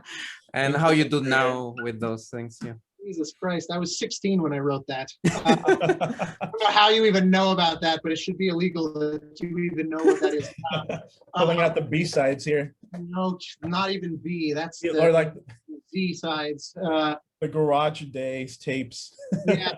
Wow. So, I mean, one of the nice things about working on projects with a team is that the deadline will just say, now is the time where this will be revealed to the world. And in a way, I needed to experience that a few times to learn to get comfortable with it. In a way, in other words, I never just had a moment where I kind of grew out of that protective need to keep iterating. It was just sort of forced on me. And then I realized it's actually not the end of the world. You know, it's still not my favorite thing. And I definitely don't like showing works in progress, except under very controlled circumstances. And I remember my first experience working on a project that was financed through Kickstarter, where they intentionally like let the backers see works in progress, was a nightmare for me, because it was on the first Banner Saga game where we literally had 20,000 backers, and my mock-ups, my really shitty mock-ups, are like ending up on YouTube, and I was like, oh my God, this is a disaster, and then you just kind of get over it. And so I wish I could say there was some magical thing. It's just it just takes time, I guess, of realizing it's not so bad. And the other side of it also is, you know, there's so much content in the world that it's amazing luck if anybody hears anything anyway.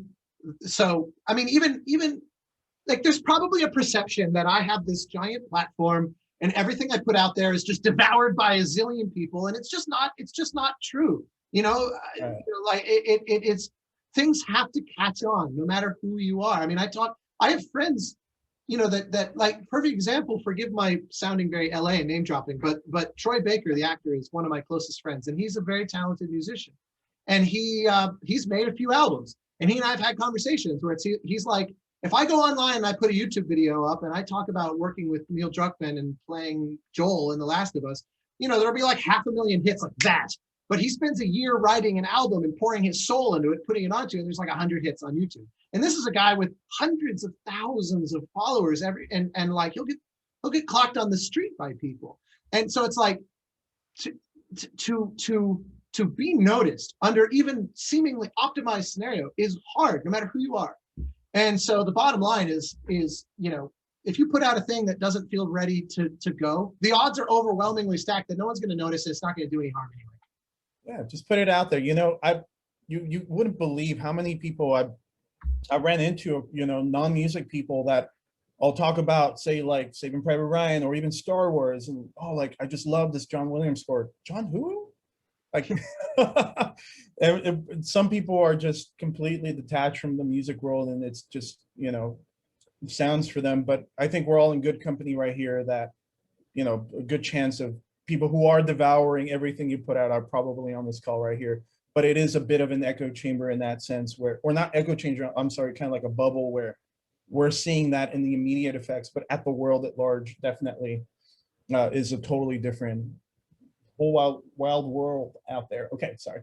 I got another question here. This one's very interesting here. It seems like it could be an hour long, but I am interested in the question. There seems to be like this really sharp divide between people that consume popular music and people that consume like classical or high culture or whatever. And I wonder, I don't want to say failing, but if there is some sort of like lack of understanding from both sides. And so what do you think like we can do to educate people or help people understand that, you know, it's fine what you do? Kind of boils down to the thing that Jose brought up at the very beginning of this, kind of music is music, right? Right.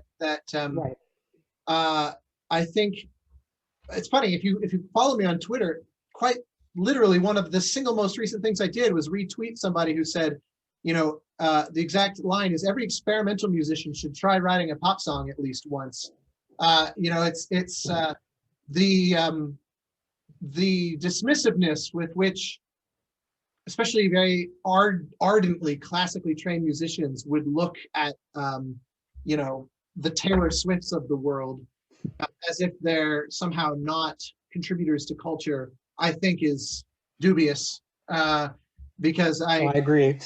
it's all music, it's all art, and we don't get to decide on behalf of the general public what is good. The people's taste is a very authentic representation of themselves. If Taylor Swift is generating 100 million streams an hour on Spotify, I guess she's very famously kind of protests Spotify, but you know what I mean.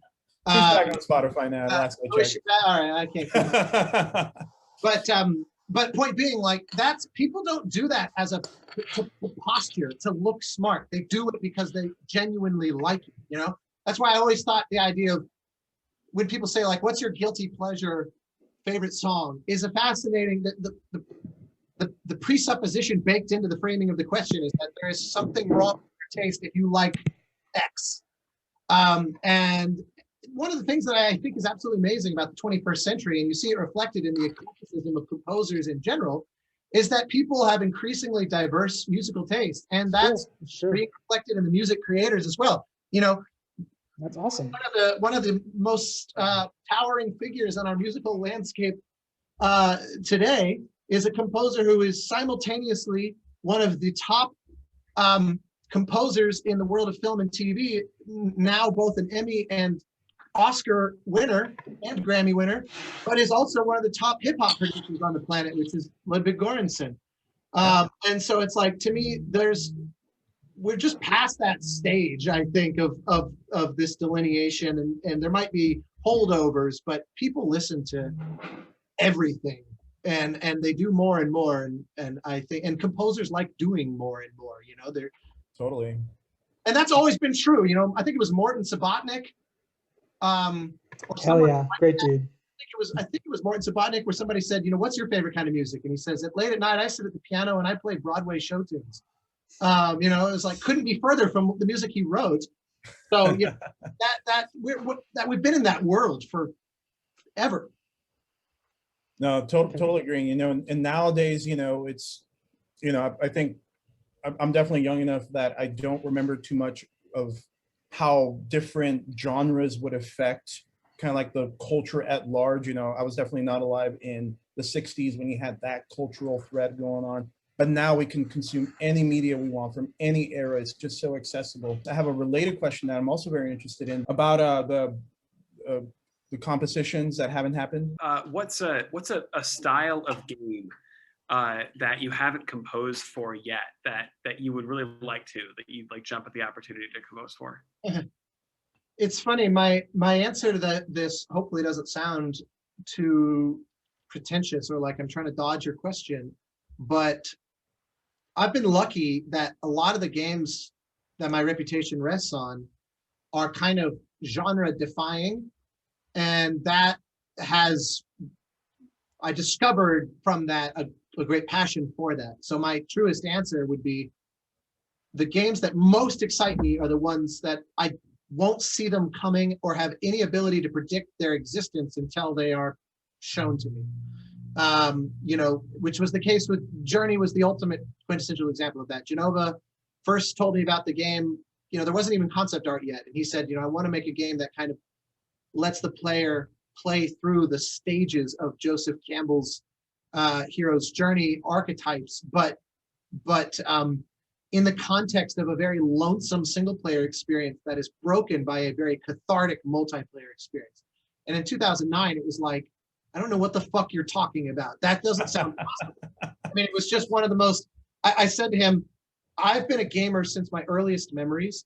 And I realized after hearing what you just described, I've been waiting my whole life for somebody to make that game. And I couldn't have said it until you finished that sentence. I would never have been able to generate that pitch on my own. But now I'm sitting here going, how in the hell can you do it? How am I lucky enough to be part of this adventure trying to create it? So yeah, it's like, yes, of course, it would be so fun to score, X, Y, or Z, standard, a Call of Duty game or this or that or the other. And great, it would be wonderful. I've obviously had some opportunities along those lines. I also really relish that all the weirdos tend to seek me out for their odd hard to pin down games because I really like them. As a gamer, I love playing those kinds of games. Unintentionally, you answered one of my personal questions that I wasn't going to ask, but I have been wondering this whole time if you had, or I should say Jenova had intentionally consulted Joseph Campbell's work in terms of inspiring Journey. I was like 99.9% sure, but I had never actually, you know, Oh yeah, no, he's confirmed that. not shy about that. I mean, the Genova's funny because every game of his, he comes up with some like placeholder, some placeholder name that's just kind of a shorthand for whatever the idea is. And yep, See, right? I couldn't Great see word. Great word. the actual book that it's sort of derived from is The Hero of a Thousand Faces. Is that what you were? Yeah, Hero of a Thousand Faces. That's like the big work, but I got some of like the other side ones that make it like same thesis, but a little bit more like specific, you know, takes on that as well. But Yeah, yeah. So the hero's journey was what he referred to, you know, the monomyth, the idea that every culture shares this, you know, these basic mythologies and these basic cultural archetypes in their storytelling. And so Jenova is very funny because his first game was inspired by this Hungarian psychologist Csikszentmihalyi, who had written a book about the notion of flow theory and this alternation between challenge and ease. And so Jenova was like, I guess I'll call it flow. And then the next game is, you know, what if you're the gust of wind blowing through flowers? I'll just call it flower. And then it always with the belief of like, I'll come up with a better name later. And then of course, well, there's this Joseph Campbell hero's journey idea. So, you know, we'll figure out a name for it later. And then his next game that he did, you know, well, it's a game about kind of flying through the clouds, and we're calling it Sky for now. You know, so it's like the joke is always that it just is what it's called, what it's about, and then it just never changed the name. And that turned out to be true as well. And I know some of the people here internally, when we were thinking about doing some of Vincent's work, which he's worked with that game company as well, that called that Sky Game, or, you know, or Sky Journey, I think was the other nickname we gave it to internally. But I'm glad that's confirmed, because there's definitely a lot of disappointment on the internet that Journey wasn't called Flowist as it went from flow to flower, and then there was this unsatisfying missing third iteration of Flowist. I was going to say maybe that could have been the working title, but now we know it's quite the opposite here, where the working titles are the actual titles. Great. Well, thank you for that answer there. We have another question, which I find is always divisive, but I'm always interested in hearing what composers have to say about this. Which instrument do you find that is the most underrated instrument and that we should explore more? Ooh, that's interesting. Well, the broadest answer is that a lot of, in the orchestral palette, you know, all the inner voice instruments tend to be dramatically overlooked. You know, your violas, your you know, your English horn. Well, English horn, I guess, is consistently relied on as a soloist, but bassoons, violas, anybody that is kind of consistently given a subsidiary part, it often turns out to be a really beautiful place to lean. I'm also a big fan of writing instruments in their extreme ranges. Like I love the bottom fifth of the piccolo, for example, which, you know, you hear it very rarely because it's impossible to hear unless there's literally no one else playing.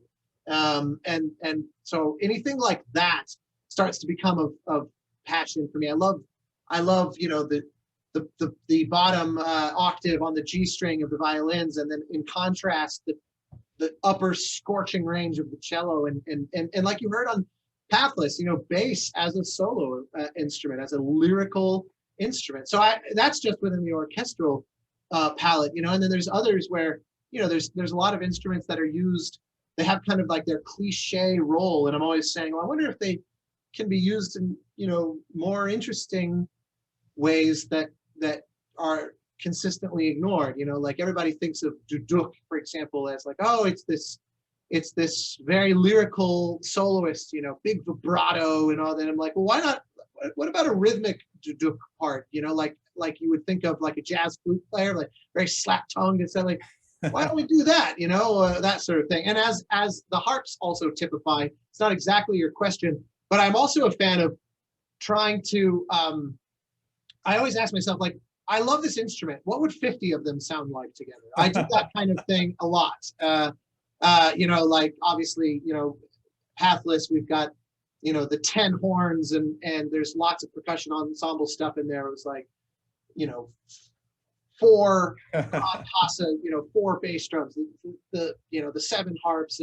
When in working with Jason Graves on the Order 1886, you know, I said, what if we got rid of the violins and then we did like 24 violas, you know, and three bass clarinets and 3 contrabass clarinets and 3 bassoons and 3 contrabassoons. I once did a movie where I had 8 contrabassoons. I'm sorry, I had 8 contrabass clarinets at Abbey Road, which was one of the most fabulous experiences of my life. It was just, you know, so there's so much that you can do even with the most familiar instruments, but then there's also just a zillion unfamiliar ones that you just vindicated the entire viola section in GME, which at one point was larger than our violin section. We just had so many violas, and after some time they get tired of being kind of like the butt of jokes, you know, that they were the heart of our orchestra in one given year. Violas, yeah. I've used it as a soloist a million times. Violas are prominently featured soloist in Journey. Totally agree. So yeah, it's a fabulous instrument that is, you know, consistently undervalued. And I'll have to talk to Jason and you at some point, because you literally just described our typical GME instrumentation. I think we had 10 C flutes at one point, all not just doubling, but actually doing different things. We've had 2, 3 bass clarinets as well, contralto clarinet. I think we had like 12 clarinets in the entire family, all from different sections. So we're all in good company here as well. A session, I was in my Facebook memories. I did a session, I think 7 or 8 years ago today or yesterday. That was, it was a 7-part chart. Trombone 1, 2, and 3, which had 4 tenor bones per part, so 12 tenor trombones. Then the bass trombone part of 4 bass trombones, and then a basso part of 4 chimbassos. So it's literally 20 trombones, and recorded that at Warner Brothers. It was a demo for a job I didn't get, yeah, it was amazing. It sounded so beautiful and disgusting. Oh, totally. And again, I mean, that goes back to that conversation where getting those unique sounds and, you know, really testing the limits of what a, you know, musicians can do, instruments can do is important skill for a composer. So I got to make note that we are past 7 o'clock by a few minutes. And we have a few more questions on the queue, maybe about 3 good ones that I can identify. And we can either stop right here or keep going. Those 3 more questions. You know, we're all here. We're past the point of no return. Well, really appreciate your time, Austin. But just so you know, just so everybody knows how much I care about everyone on this call, every moment I'm here is moment I am not WandaVisioning. And so, you know, that's love. So let's do it. For anybody here who didn't ask, or we somehow missed your question, or you think of one later, I always keep a close eye on my notifications on Instagram and Twitter, and always feel free to reach out. And, you know, sometimes I'll get like in my DMs, I'll get this like really elaborate, complex question. And I'm like, holy crap, I don't know how to, like my thumbs, it's very taxing to imagine answering this way.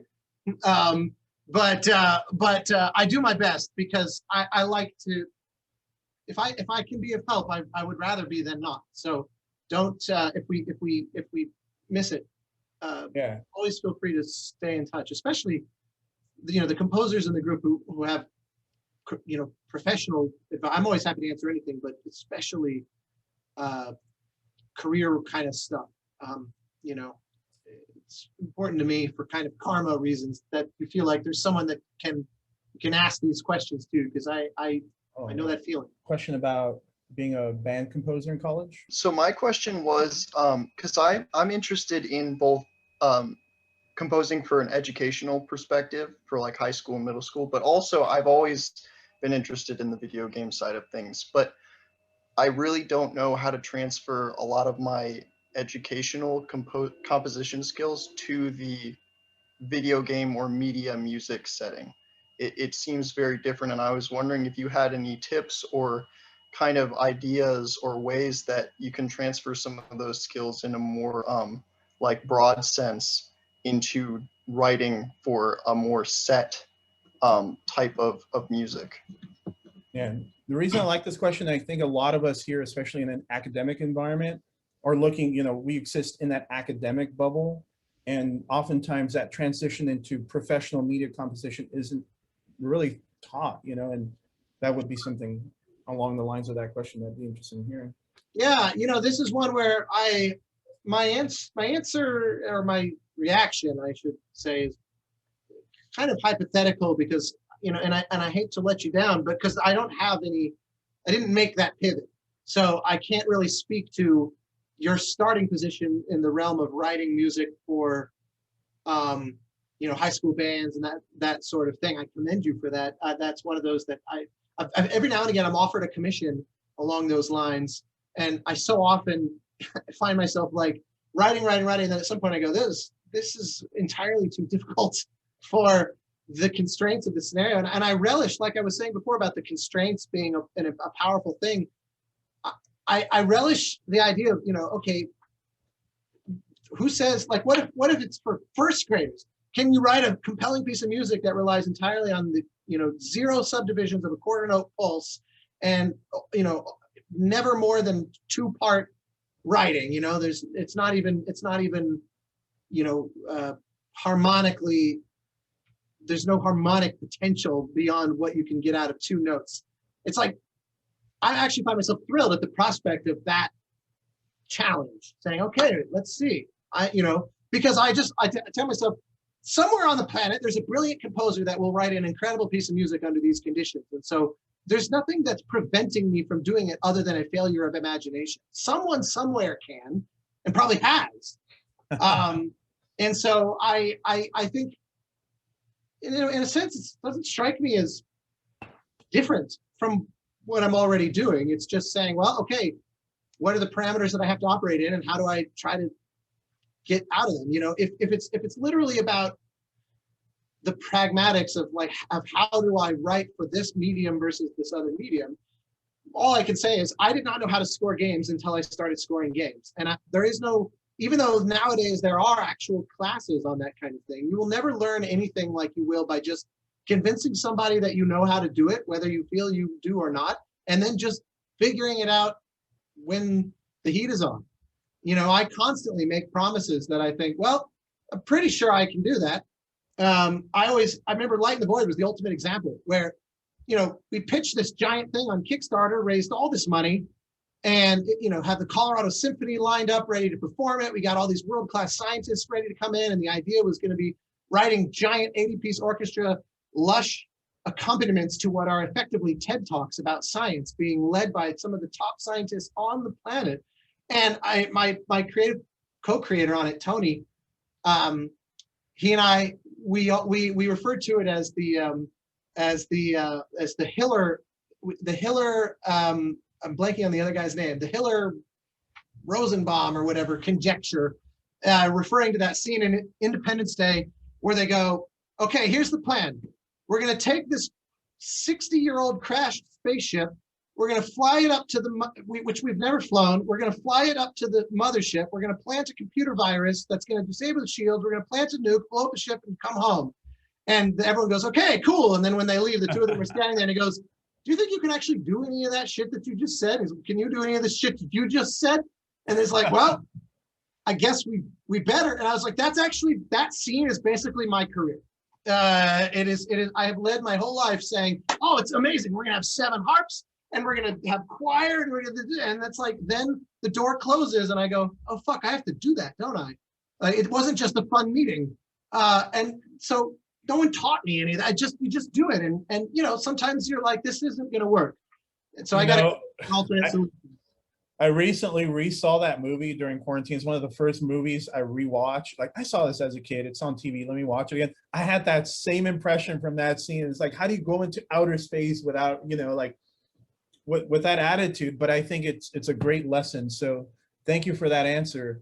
That movie is a perfect piece of cinema. It understands what it is so clearly. It strikes all the right tones, not to mention that David Arnold's score is, to me, just one of those landmark 90s pieces of writing. Question about the recording aspect in particular that I think ties into some of the stuff we talked about, studio musicians. I was wondering about, yeah, the recording aspects specifically. What do you do to prepare for that, and how do you contract the musicians and things like that?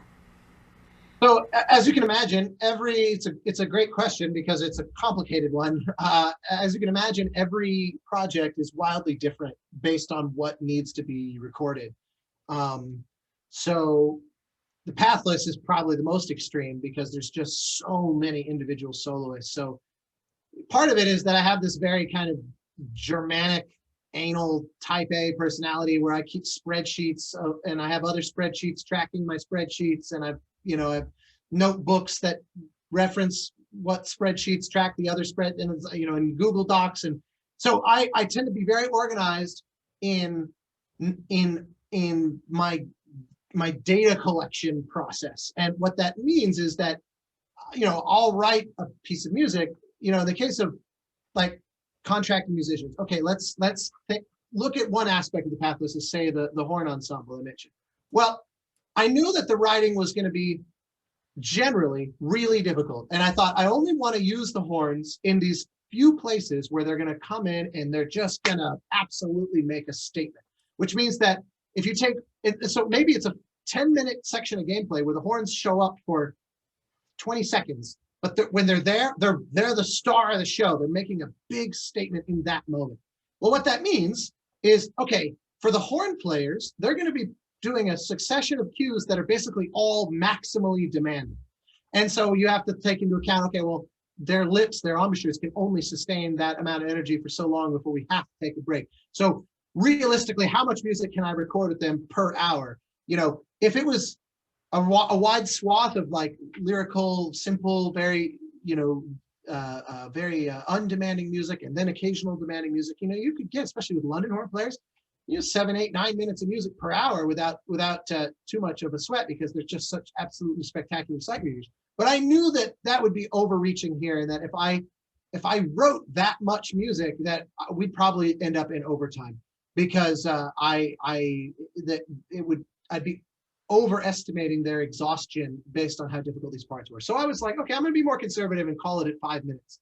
So what that means is, if I'm booking a 3-hour session, I should really only have 15 minutes worth of horns doing those kinds of parts to record. So in my spreadsheet, every time I add horns, I calculate exactly how long they're in there for the cue, and then I tend to round it up so that I have a buffer. So if they're for 12 seconds, I mark down 15 seconds, that kind of thing. So then I have the spreadsheet automatically tallying, like, you're at 17 minutes in the harps, or in the horns rather. What do I want to limit it at a single 3-hour, because typically a 3-hour chunks of time. So do I do a single 3-hour session, which means I got to figure out how to get rid of 2 minutes worth of harp or horns, damn it. Or do I just say, okay, well, screw it. Let's do a full day, a double session of horns. Now I can do 30 minutes. I got plenty of headspace still to go. And I'm keeping track of that while I'm writing at all times. And I'm making these negotiations. So throughout the whole 3 years, as things become clear, I start moving pieces around where I realize, okay, you know what, actually, I really don't need that much of the horns.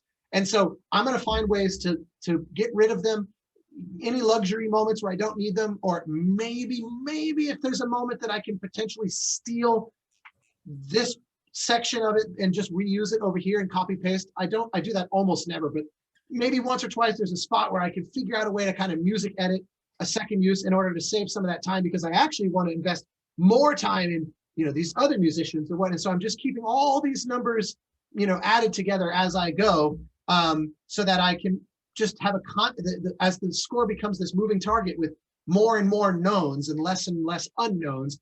I'm always very aware of what I'm on track to be able to do, and keeping very precise records of what my expectations are. And if I realize, oh, the music is actually not as difficult as I thought, I think, well, maybe I can bump it up to 60 per hour, and I can actually maybe push it just a little bit and plan. And then you start making hierarchy. Okay, well, all right, what if we do run behind schedule? Are there any cues that if I absolutely have to, I could drop from the docket on the day? Like if we're just out of time, what's the very last thing to record that, because I could bury it in the mix and then just use samples or whatever. But so far, I've actually never once in my career had to do that, but I've always had that in mind in case something just disastrous happens during the session. But that's where you can see the story of all this is that I plan rigorously. And that applies to soloists. Of course, it applies a lot to large ensembles where, with a soloist, if we're recording like Morgan on the nickel harpa, for example, and it's like, hey, this is going to take an extra hour. Are you cool to hang and just keep going? 9 times out of 10 or 99 out of 100, it's sure, yeah, of course, let's just keep going. Well, you can't ask 75 musicians to do that without dropping another $10,000 check or more. So it's all about planning, and that relates to everything. Planning, how much, am I using the orchestra a lot, that my orchestration and my copying numbers are going to end up really high, so that even if I can afford the time with the musicians, am I losing, am I tipping over budget because of how much literal score and part copying is now being implicated in the process, that sort of thing. So it's just a matter of, recognizing that at the beginning, most all of these are going to be big question marks, and that you just dial it in and you get more specific. And again, this is another one of those areas where it's really useful that games, you have a lot of time, because I end up getting really efficient in my use of the budget in order to squeeze it out. I mean, a lot of the scores that I do, you look at a game like Tooth and Tail, if you go look up that score, if you're not familiar with it, from a production value standpoint, I think I can say with reasonable confidence that there's nothing that separates that from a AAA game. But this was a tiny indie game, because I was like, I'm going to use this budget with quantum mechanics level precision. And so it always sounds bigger than it is as a result, in order to, trick the audience. Right. I hope does that kind of get to the heart of what your question is. I mean, it's basically, I could have also just said I plan carefully and been done with that. And I think, again, going off, we are part music school, and I think that's like the ever-present question on people's minds. So we have time for, I believe, one more. If we'd like, this could be our last question, if you so desire, about the As Noted series, which I think we mentioned briefly, but he had another question about that as well that I'm very interested in hearing about, primarily because we are a performing organization, and we often don't see a lot of composers, do what you've done. Yeah, I love your As Noted series. I've been watching it quite a lot as I've been preparing some music and using the scores as orchestrational studies, and just to get a sense for your of your personality as a composer. But I wanted to ask what either inspired or motivated you to publish those in the first place, because I know a lot of composers they kind of keep those scores under wraps, or a lot of you just don't get a lot of that. You don't get a lot of scores out there. So part of it was just that I always enjoyed when I would find examples of, you find it a lot in the realm of, orchestral classical music. There's a lot of people that will just find a recording of, Bernstein conducts Mahler 3, and they'll just upload the audio of that recording, but then they'll slap the conductor score on there as just to give it some kind of video. And they're usually pretty basic. It's the score page, and then when the page turn comes, it just becomes a new page, and there's no animated quality to it. And so I found, and then the other part of it was that I get a lot of emails from especially young composers saying, is there any way to buy or see like after Journey came out, I got a fairly large stack of emails about the finale of the game called Apotheosis. Like, I would love to see the sheet music to this if I could. And I was always pretty open, just like attach a PDF, but the part of it also was that, especially I could only ever do that once I had a concert version, because as you can see from when I had the Pathless stuff up earlier, the actual sheet music as we prepare it for recording the score is often not what you're hearing on the album at all, and or even in game.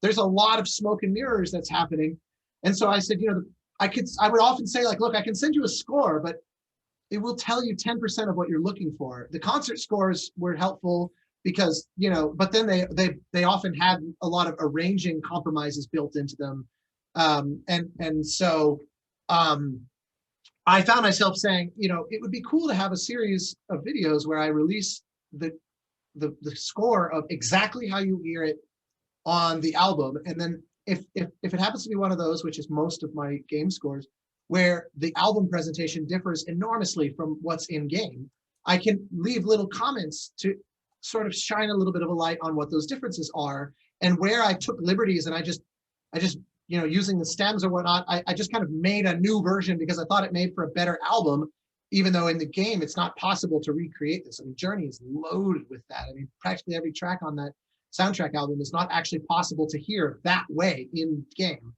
And Pathless is no different. And, you know, like, perfect example is I soloed some of those bass solos.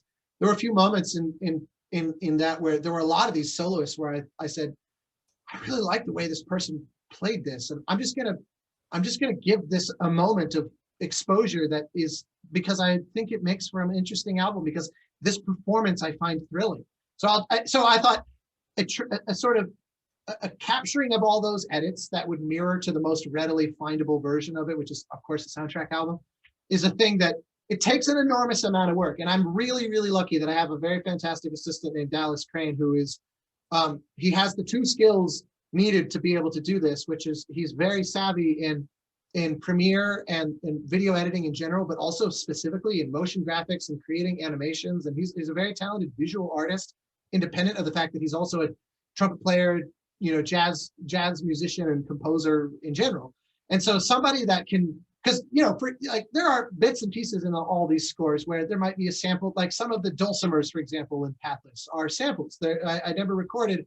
You know, some things are live, some are samples, but that particular instrument, I don't remember if I ever recorded it.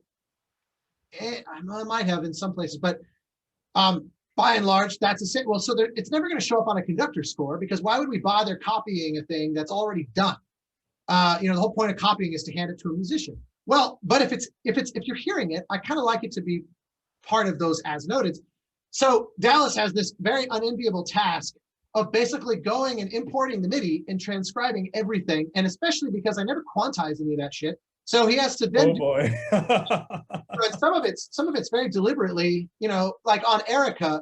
Erica is a nightmare where, you know, I'm doing a lot of aleatoric stuff with prelays and electronics, and so he had to do, you know, a tremendous amount. If you look at any of the as noted about the score from Erica, you know, he had a lot of work to do on those, because that's very much a hybrid of pre-records and live musicians. And so yeah. And then Dallas, actually, a lot of the aesthetic of those as noted was his idea, that fully all credit to him, where it was like, okay, well, you know, what if we also put B-roll from the game that's showing the scene of the game in the background? And we spend a lot of time playing with the aesthetics of how clear that is. And he also, because sometimes the Conductor score would be 70 staves if it was literally everything.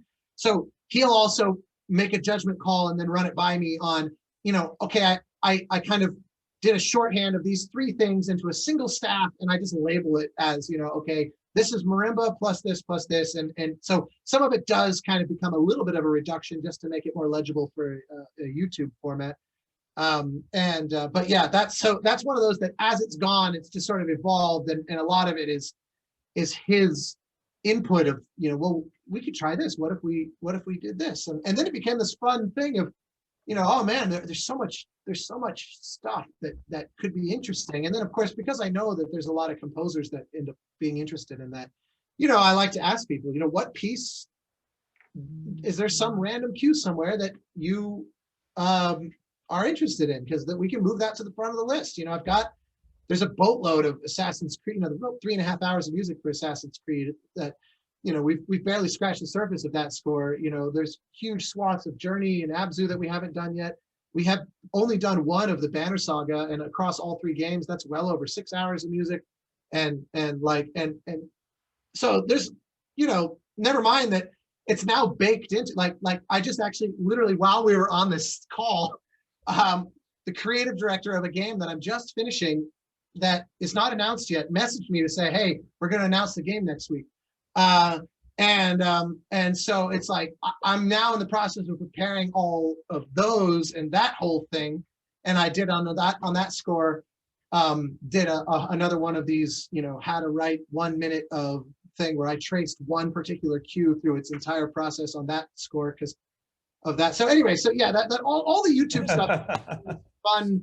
You know, like what's something that I wish I found someone else doing that I want to, that would be fun to share. Like, I'll give you a sneak preview of one that has started. Is I've been doing this weekly podcast called Play, Watch, Listen with these, you know, a game writer, former journalist Alana Pierce, game creator Mike Bithell, and actor / director Troy Baker. And but you know, Troy and I will invariably jump on a call and just talk for 2 hours and be nerds. And at some point I was like, this should be its own thing. And so there's a new series that's going to start next week where we have the first one done. That's called You Gotta Hear This, where there's just some piece of music that I've loved my whole life. And I know he's never heard it. And I just will not be happy unless he hears it. So we do a like live, it's almost like a react video. But it's about like some deep cut Jerry Goldsmith cue from a 1975 movie or something like that. And so, you know, we just literally spend, you know, an hour on a 4-minute piece of music and it's like, cause I find myself going, you know, I think I would find it interesting if a composer I liked and an actor I liked were having a conversation. Like if you ever go on YouTube and watch the Hollywood Reporter roundtables, those are so interesting. Like 5 actors all sitting around a table talking to each other about their process. And you know, like Tom Hanks, you know, I always wanted to ask you something about Forrest Gump, and it's like right. It's like Russell Crowe asking the question or whatever. And I always loved, but then when it's interdisciplinary, it's especially exciting to me. You know, like imagine a table of you know, Hans Zimmer with Tom Hanks with Steven Spielberg with, you know, like all kind of coming from different angles and chatting with each other. So it's like, well, you know, let's just make that, you know, we're none of those people, but let's just do our version of that. So that's all that any of my stuff is. Just, this could be fun. Let's see what happens. Totally. And you know, that is when I saw that podcast you're talking about, the Play, Watch, Listen, that was exactly my thought, is that, you know, musicians tend to know other musicians, they tend to stick together. Again, that music world bubble that we were talking about. So I found it so fascinating that you got people from different walks of that industry to talk about this, and absolutely worth watching. If anyone on this call hasn't heard about it, again, check it out in Austin's channel. Absolutely, you know, great time. And so much of the summary, you know, I'll just do another a shout out to the other podcast that's the opposite. That is the traditional. There's another podcast that I guest host called the Game Maker Notebook. And for anybody who's passionate about games, I highly recommend that podcast, not for my part of it, but for the other part, where it's Ted Price, who's the CEO of Insomniac Games, interviewing like sort of legendary seminal figures in the game industry, you know, like Neil Druckmann or you know, Tim Schafer or whomever, and also Robin Hunicke, who I worked with on Journey and Luna. She also interviews indie developers, and then they brought me on to be the person who has shop talk with fellow composers. And the summary, the note that we can end this on, you know, that so much of my worldview is all about is just do it. Just if something interests you, like your question stems back to, you know, why did you make this or why did you do that? And so much of everything, for every one of the things that you know about of mine, there's 50 that I did that you didn't, that never came across your desk because they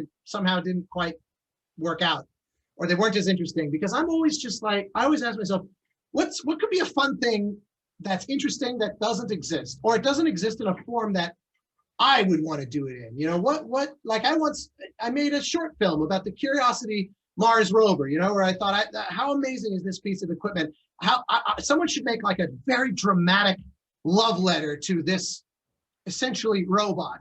And so I called up a friend and who was a science writer, and I said, would you like to co-write and co-direct a short film with me? And he was getting his PhD through Caltech, and he was like, maybe I can get Caltech to pay for it. And then so flash forward 6 months later, he and I are in a booth in New York directing Neil deGrasse Tyson as our narrator, so it's one of those that it just like, just do it. Just make stuff. It can be big, it can be small, it can be intimate. The world is most of the things that can be done have not been done because we're a young civilization still. I don't believe in the idea that all art yet exists, and so absolutely agree. For me, it's just about constantly saying, what's a thing that would be fun to do, that could be interesting and might and maybe ideally inspires somebody to pick it up and run with it and do the even better version that then I get to be the joyous consumer of. So that to me is what kind of all of this boils down to, and it leads to the most amazing. And the beauty of it is that you never know what will come of any of these things if you just put things out there. I met Jenova Chen and got hired to do Flow as a student because I sat next to a guy at a concert who looked out of place. It was a choral concert, and this guy looked like G.I. Joe, and the super like buzz cut. It's all muscular. It's like, what are you doing at our cheesy, sort of the non-audition choir, bottom of the barrel singers, male and female choirs sort of joint concert that was basically just a degree requirement we were all suffering through. There's no audience members for a concert like this. Why are you here? And get talking to this guy. Turns out he was in the game design program at USC. I didn't even know that existed. And so I'm all excited, like, oh my God, well, I'm a composer. If you ever need music, blah, blah, and we got along great. I did his little student films. Then he recommended me to Jenova. My entire life would be different if I hadn't talked to that stranger at a concert. And I was just fascinated that this guy looked so out of place that he was sitting all alone. And I went and was the awkward dude to sit next to him in a sea of empty seats. I every time I'm in the before times, I'm the guy that's annoying on airplanes. That's like, what do you do? Where are you from? Because I've met lifelong friends that way. Or I was, this last summer, I was playing through The Last of Us Part 2, and I was digesting the score and I was thinking about it. And so I put a whole video up on YouTube that was called Why I Would Have Been the Wrong Composer for The Last of Us. And no sooner do I put that up that I get an email from Neil Druckmann that goes, there's a lot of things in here that you said that are not entirely right. And he's like, I'm gonna put you in touch with Gustavo and you should sort this out. So then I jump on and I'm like, hey, you want to do the Game Maker Notebook podcast? And then I'm having this amazing hour-and-a-half conversation with him. And it was like, that was a really wonderful experience. And what an amazing guy. And folks at Sony also reaching out going, well, you weren't right about that part too. It's like, okay, let's jump on a Zoom and tell me all the places I'm wrong. That's freaking awesome. And so it's, wonderful, fun conversations that would never have happened if I hadn't just put a video up on YouTube, so that I always, everything can be boiled down to, there aren't as many obstacles as you think to doing just about anything that interests you, even if it's the baby step version of it, just do it. The worst case scenario of putting yourself out there is that no one will see it. And if it sucks, that's the best case scenario. So you're fine. That being not noticed is the default position. And so just try it, have fun. My last example I'll use before I say goodnight to you all is there's a young composer who I was starting to kind of mentor her until it became very obvious she doesn't need any sort of mentorship, is this fabulously talented young composer named Emily Bear, who became this huge fan of this show Bridgerton. And she and a friend just started writing songs as if it was a musical. And it went fucking ballistic on TikTok. And now they're appearing on talk shows and they're being approached by producers. And, it was funny because 6 months ago, she's texting me going, I really want to learn more about video game music. And now it's like, I probably have to I probably have to, get on. I probably have to call an assistant to request time to be on the calendar if I want to continue that conversation, because this other idea that was just spur of the moment exploded for her online and really found an audience that connected with. They're selling merch and the whole thing, and it was just a flight of fancy. So that's the world we live in. There was nothing stopping. She wasn't even home. She was actually called me going, I need a mobile rig and I have no idea how to kind of make a good one, because I was out of town when we did this and I just did it on a crappy little thing. And now, but I really want to start being able to produce these songs, but I don't have my rig. And because of lockdowns, she was sort of marooned from her home setup. And it was like, that didn't even stop this thing from going amazingly viral, because, it just, the underlying quality was good. So it's a very democratized world for creativity, and it's only getting more so. And so anytime you tell yourself, I can't do that, or that's for other people, or I'm not going to be able to do as good a job as this so-and-so. So everybody who ever put anything out was also thinking those same things and just learned to silence that bullshit in their head. So just be the same. Thank you so much for your time. We really value you being Absolutely. here. Thank you for, as you saw, we understand you're incredibly busy, but I can, every answer you gave tonight, I'm sure is appreciated by both our members, our guests, and the public at large. So again, thank you. And we look forward to, again, working with you. This is just the start of, I'm sure, of things. So if you're still on us with this call, thank you so much for sticking with us. I know we went over time, but what better way of spending an evening, WandaVision aside, than with now I gotta rush home. Let's all go enjoy our evenings, or in the case of some of us, our tremendously early mornings. And yeah, be in touch, everyone. Like I said, do feel free, don't feel shy about reaching out, especially if there's stuff we didn't get into. Absolutely. So, and anyone else still on this call, check out our social media. Most people sign up for updates on future events. So again, thank you so much for being here. Thank you, Austin. We will have more of this stuff. We are the Game Music Ensemble at UCLA. We will be back. We will have shows, hopefully, if all goes well, knock on wood, start of 2022. If you know us from our big shows, we've been on hiatus, but we'll return. In the meantime, we will keep doing events like this and other events even after we reopen, and we would be honored to have you be part of that, both Austin and all attendees as well. Thank you once again to our executive board for moderating this. Thank you again to our financial committee and team at UCLA that made this happen. Thank you all. Have a great night. And thank you once again, Austin. My pleasure, man. Thanks for having me.